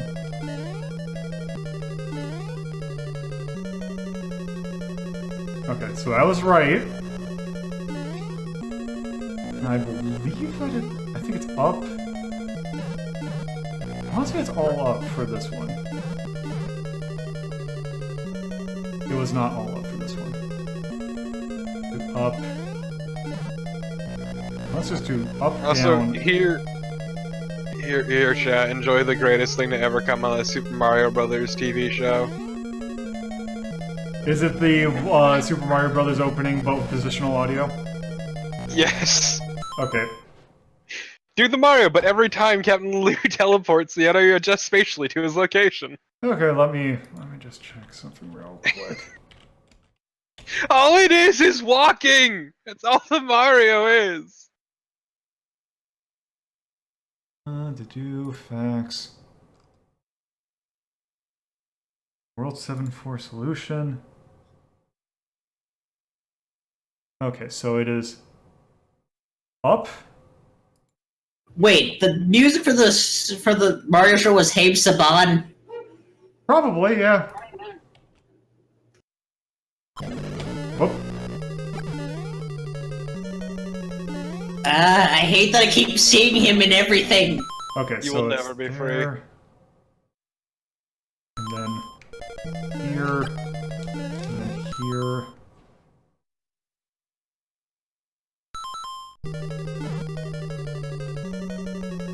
I hate this game.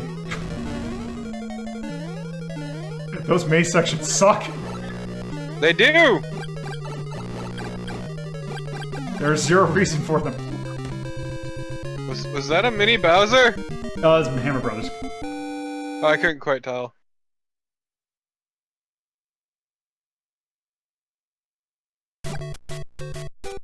Alright, last stage.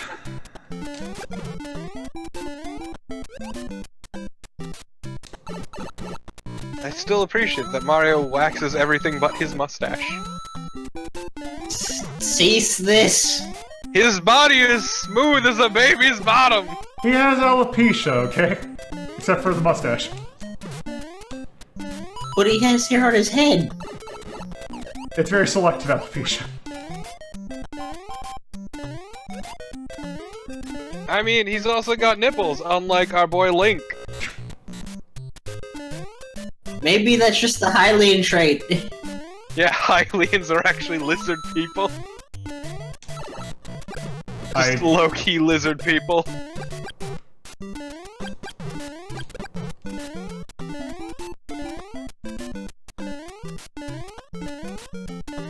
I mean, that makes perfect sense if you look at all the other species in Hyrule. Don't you dare sass Fishwife. Why would I do that? She saved my life so many times.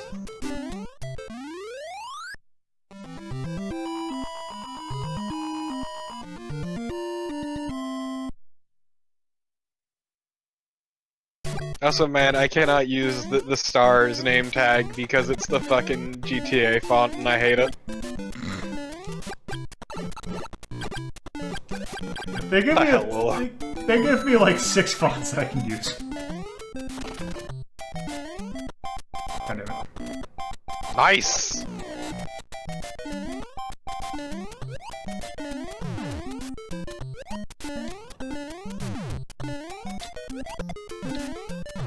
Oh.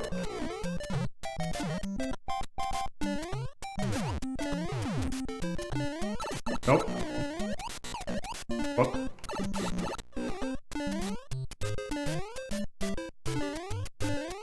Oh, okay.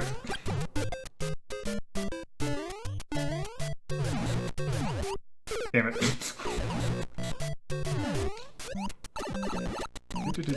Do.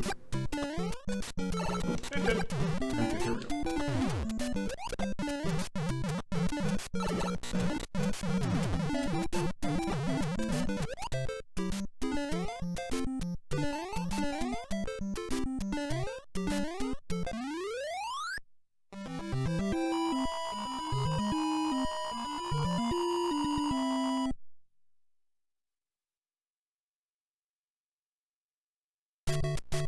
Okay.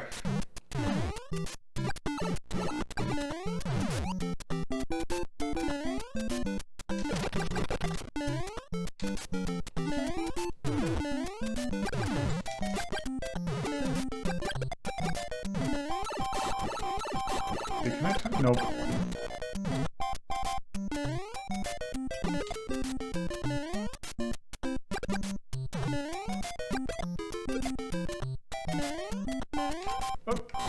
It did. Alright.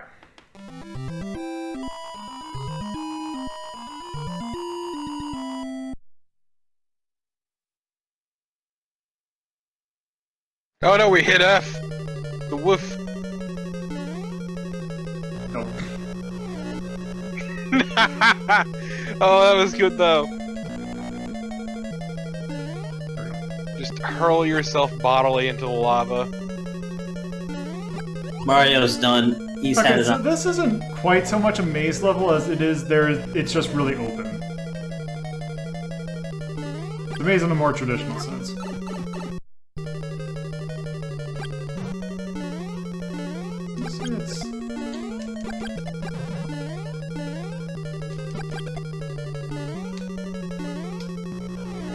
Yeah, you gotta work for that pipe. Yeah. I think that's the pipe you need to go in. Yep. I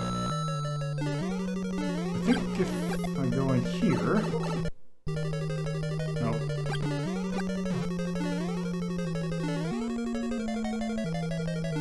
Also, hi, Cheeps. Oh, I see I did something wrong because I saw the fireballs disappear.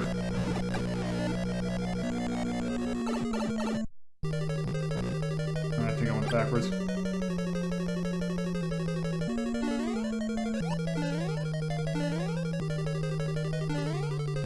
Whoop.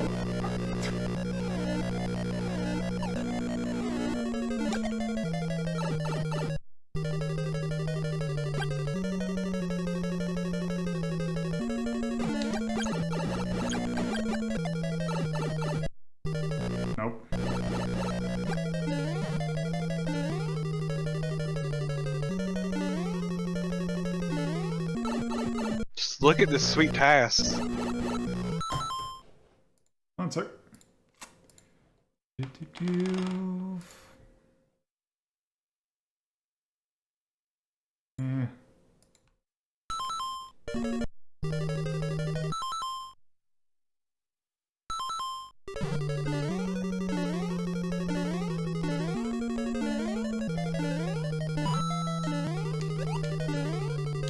Oops.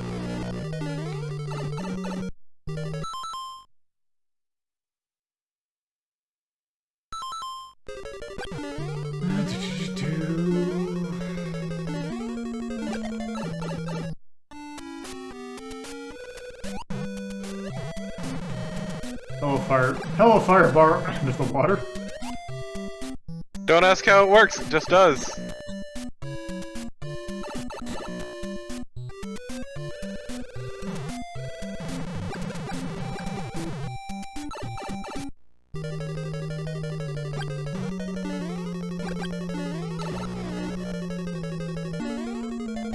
Oops. Yeah, you lost all your momentum.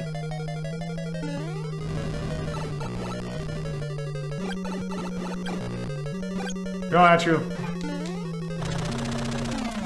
Oh, show off the way you're supposed to do it? You don't want to murder Bowser for realsies? Nope. He gets launched in the lava. But yes. Now, so Peach, what's going on with your mouth situation? It's open. But yes. She has a powerful underbite. Yes. We can now level select. Finally. Okay, so before we rank that, let's actually load up the Famicom Disk System version. Yeah. Yes, FDS. Super Mario Brothers.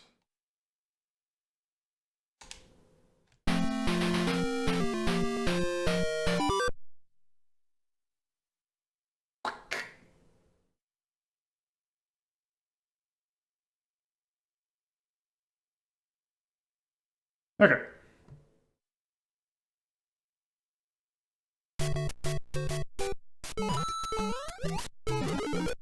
I look forward to feeding garbage into the RAM.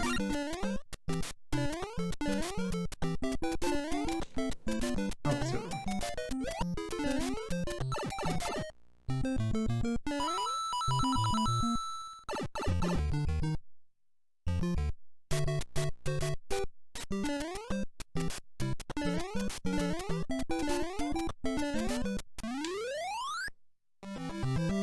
Can't believe you're so good at this game.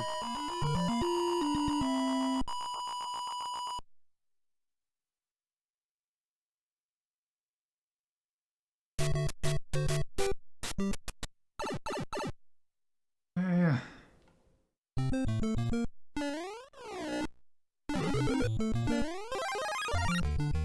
Roy's gonna help, but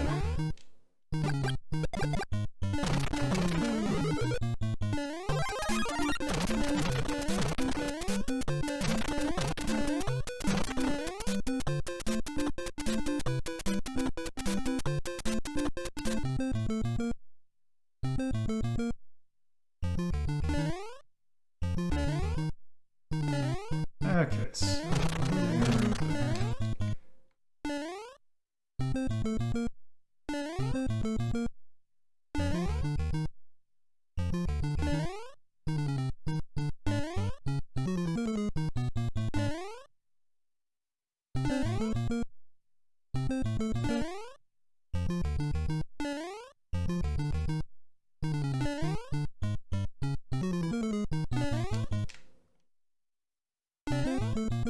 damn it.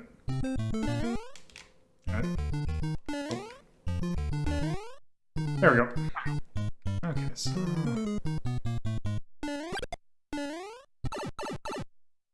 okay, so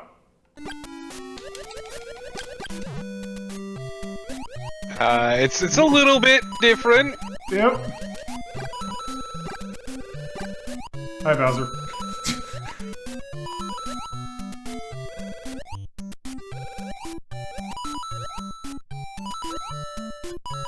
It's a little bit more confusing and vaguely terrifying. Hi, Peach. Also, there are 3 minus levels. Yep. Oh, also we just soft locked the game. Nice! Yeah, you gotta take that. You can't go for the high score in that one. Because it doesn't start the like routine the until you hit the flash ground.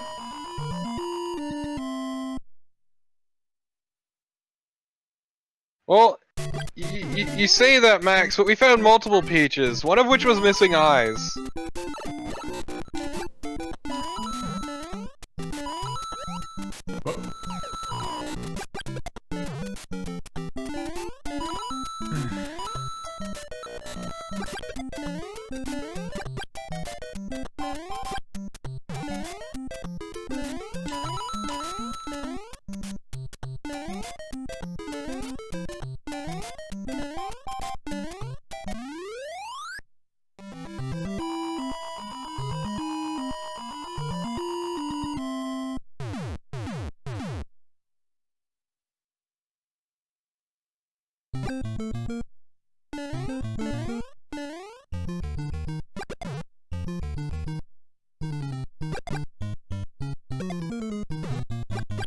And this is pretty rad, though.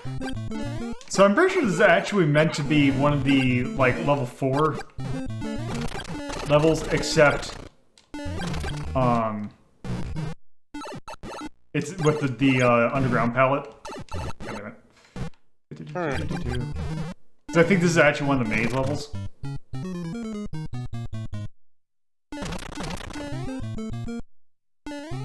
Yep. Yeah! The defeat of Squid Bowser. And what princess? There's no one here. You're talking to yourself. Also, The invisible princess. So you can now find it in the level select, supposedly. I'm not getting a -1. I'm just getting a level select.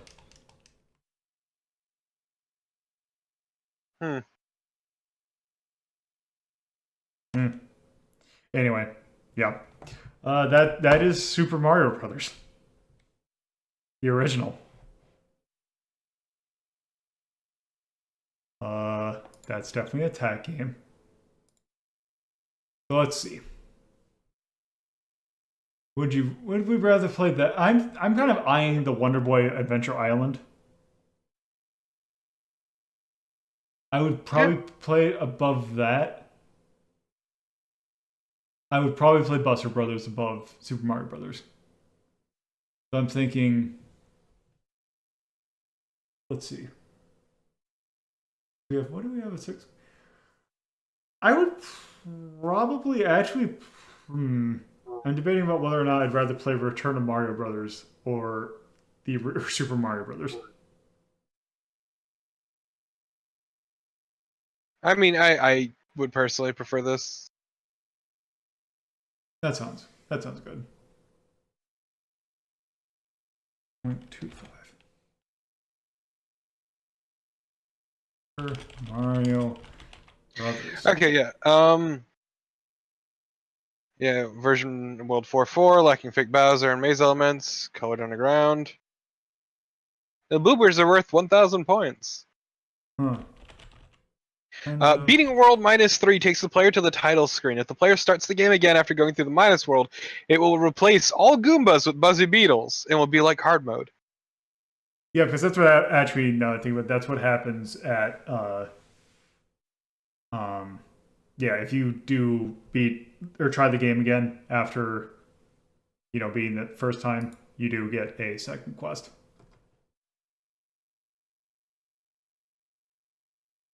Oh, whimsical. Soundtrack.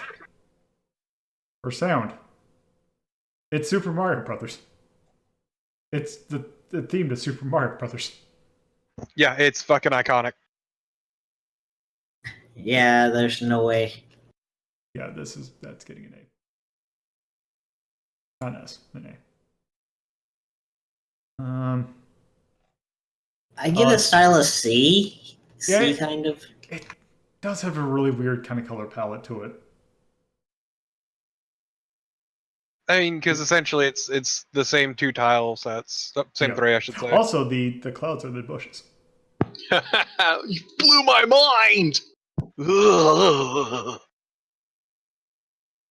Feel. This is Feels probably, good? Yeah. It feels decent. But Well, this is the first Mario that gives you air control, right? All the other Mario games, once you launch, you're committed. This was weird. This, blew our minds. It's better than what came before, but not as. The problem is that we've played many other later games in the iterations future. prove on it. So yeah. The controls are definitely like a bit slippery and sloppy. Not that they're bad and it's hard to control, it's very much a thing. I would probably give it a B. Yeah. That's not debate. Yeah. Fucking yeah. Age. This of the Super Mario Brothers games, this is the one that's probably aged the most. Outside of Mickey's Mind. I would probably say a C. Still, an old Mario Brothers is still a Mario Brothers. Yep. For Super Mario. Difficulty? I'd probably say C, because this game can be kind of mean. It can definitely be kind of mean, especially if you don't know it. Also, if you game over, in order to continue, you have to hold down A and then hit start. Also, you only start at the beginning of, your first digit. So you always go. So, if you die on 7-3, you'll go back to 7-1. But yeah, that is Super Mario Brothers. I'm gonna actually sort this.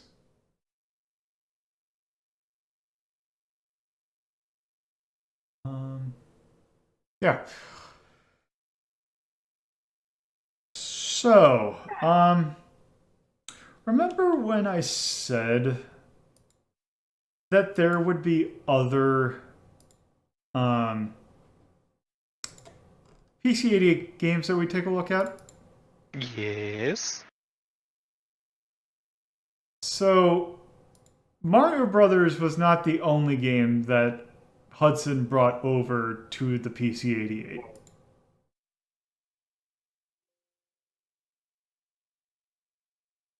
Also,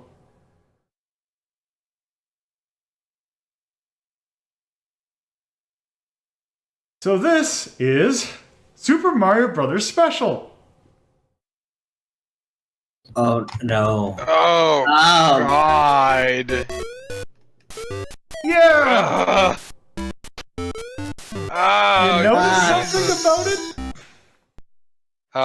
That it can't scroll, that it looks like it controls like dog shit.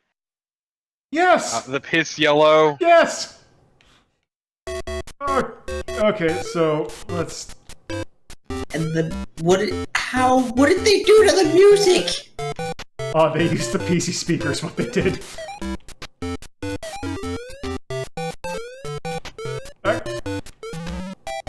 Also, the sprite flicker is unreal. The Koopas, though, are fucking horrifying. They are like some kind of dark monster from the abyss. Also, by the way, the controls that I'm using would be numpad and Z and X, or the Z and X keys. So, out of curiosity, can it just not render more than one layer? I don't think so.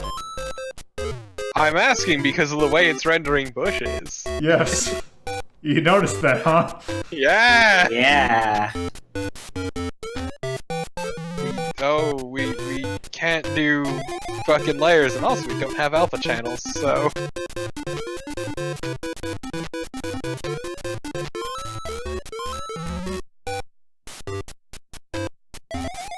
Like, honestly, probably the worst part about this is the awful sprite flickering. Yeah. Yeah, the flicker. I can't get too many details on the PC 88, but it's like a 4 megahertz processor, but it's only one of them, and it has to do everything. Still, I feel like it shouldn't be this bad. Seriously, this was just a Oh, hack also- job.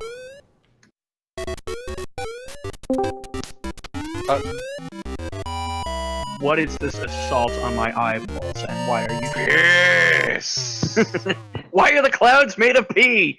For Why is PC everything made of Also, pee? by the way, Torpid, why are the oh, clouds? look at that! Why is there pee text?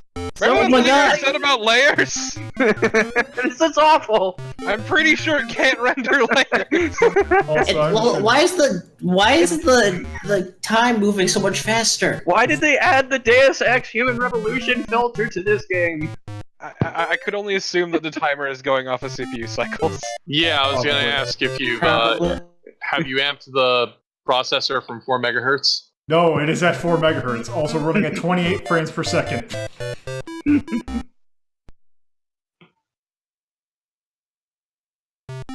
Not 60. Okay, but can we go to the minus world? This is the minus world. This entire game is the minus world.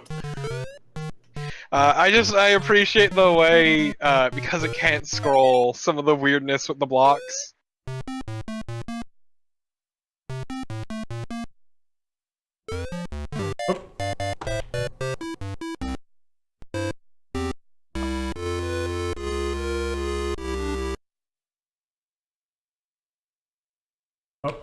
Also, there is no continuing. This is our Mario. There are Notice save there's states, pee in it. I love how titty the audio is. No, did you see the way the sprite looked against the mountain? Yeah, it's because it can't render multiple layers. Oh, it's beautiful.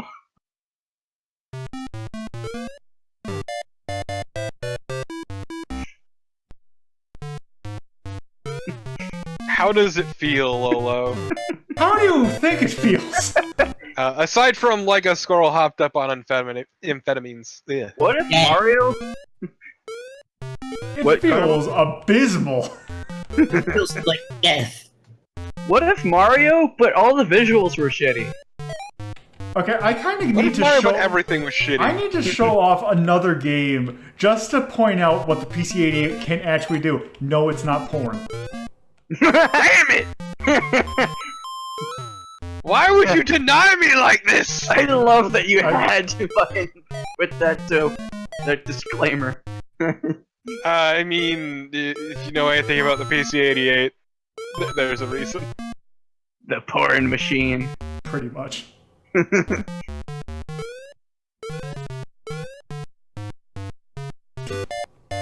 What? Yeah! Screen transitions! Was waiting for that. Cause like they didn't even try to like make the levels work with the lack of scrolling. No, they just chopped them up poorly. Okay. Oh, this is abysmal. Holy hell. Okay, so we're gonna take a look at another game real quick. Has nothing to do with Mario. I just kind of want to show this game off. No, we haven't, Max. Lolo needs to beat this game. We're not beating that game. Okay. Also, We will never beat that game. do you want a music vote of normal or special? Which is better? It's special. Do Do it. special.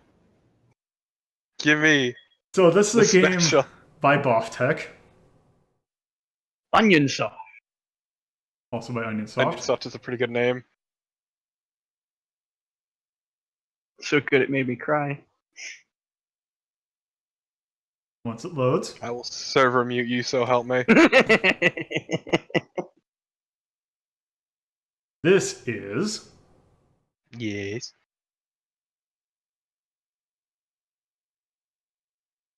the scheme.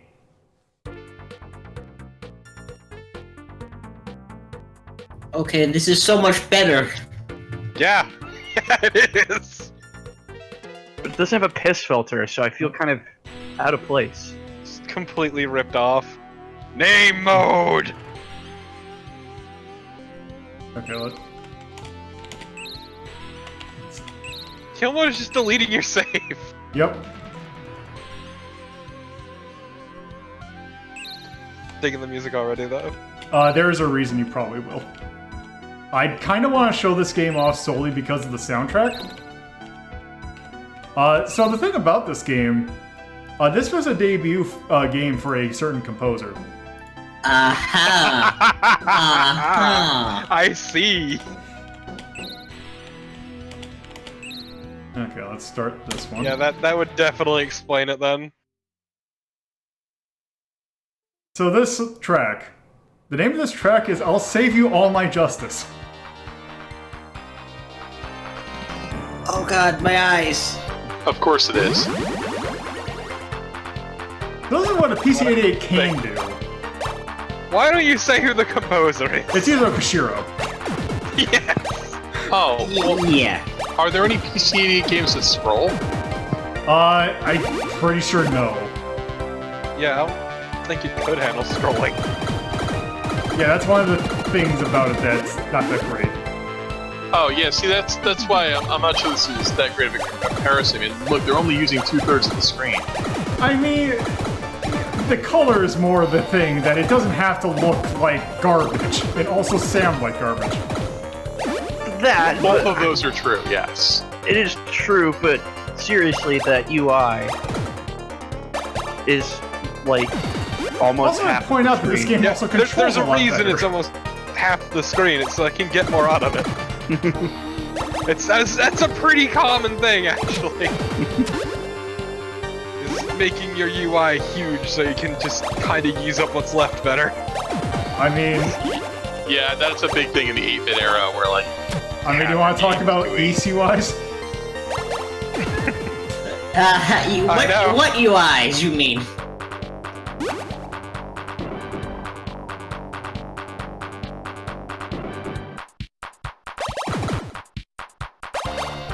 Dig the music.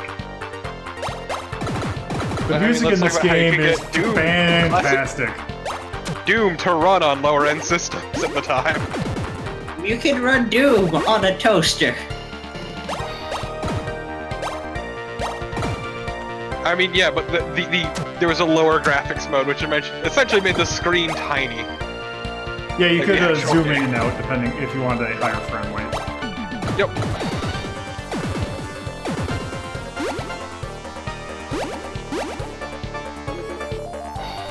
Okay, so basically, I kind of just want to play this game as the first boss. And you just, once again, imagine that Titty Mario theme and then listen to this. I will also say this is technically using an expansion pack for the music. The thing is that even the default soundtrack sounds really good. I just more want to hear this. We need a palate cleanser after that assault. Also, here's the first boss. I see what you did there, Carnival. The name of this track is Coward. Coward!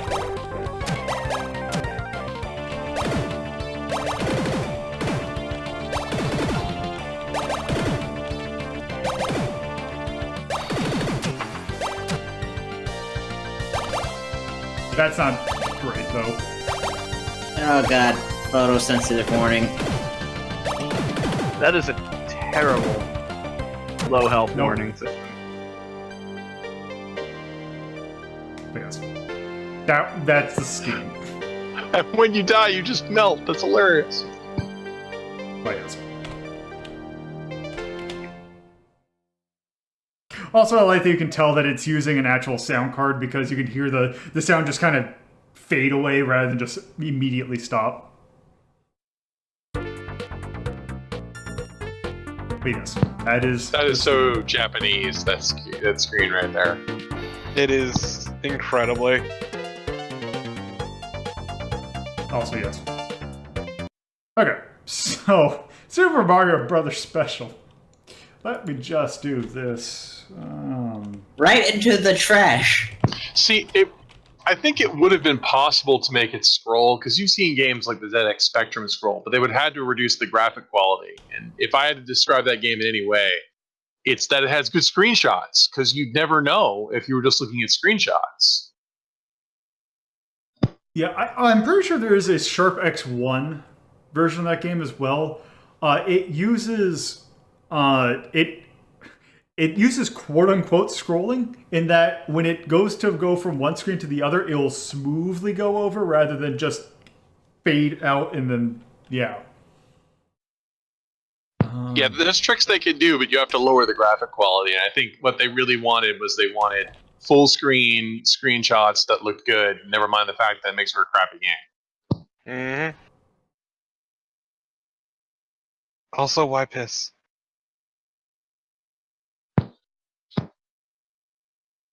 Don't know.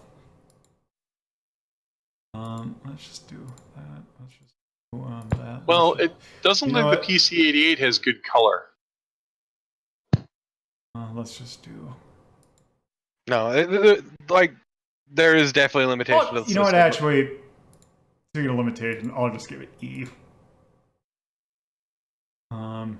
Impact, heat. I feel like style you could give it an F though. Okay, yeah. Like, that was really bad. Age, he, difficulty, he. So let's just make sure. Just make it red. Just do it.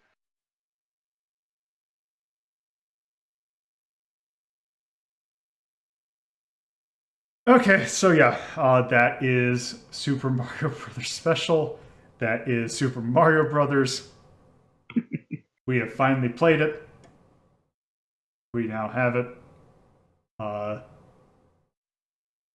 yeah, that's going to do it for this episode. So thank you all for watching. If you would like to keep up to date with Retro Rank Rhapsody, you can follow me on Twitter at LoloThePuzzlo, or join my Discord server by going to the URL discord.ldp.life. Thank you for watching, and I hope you stop by again.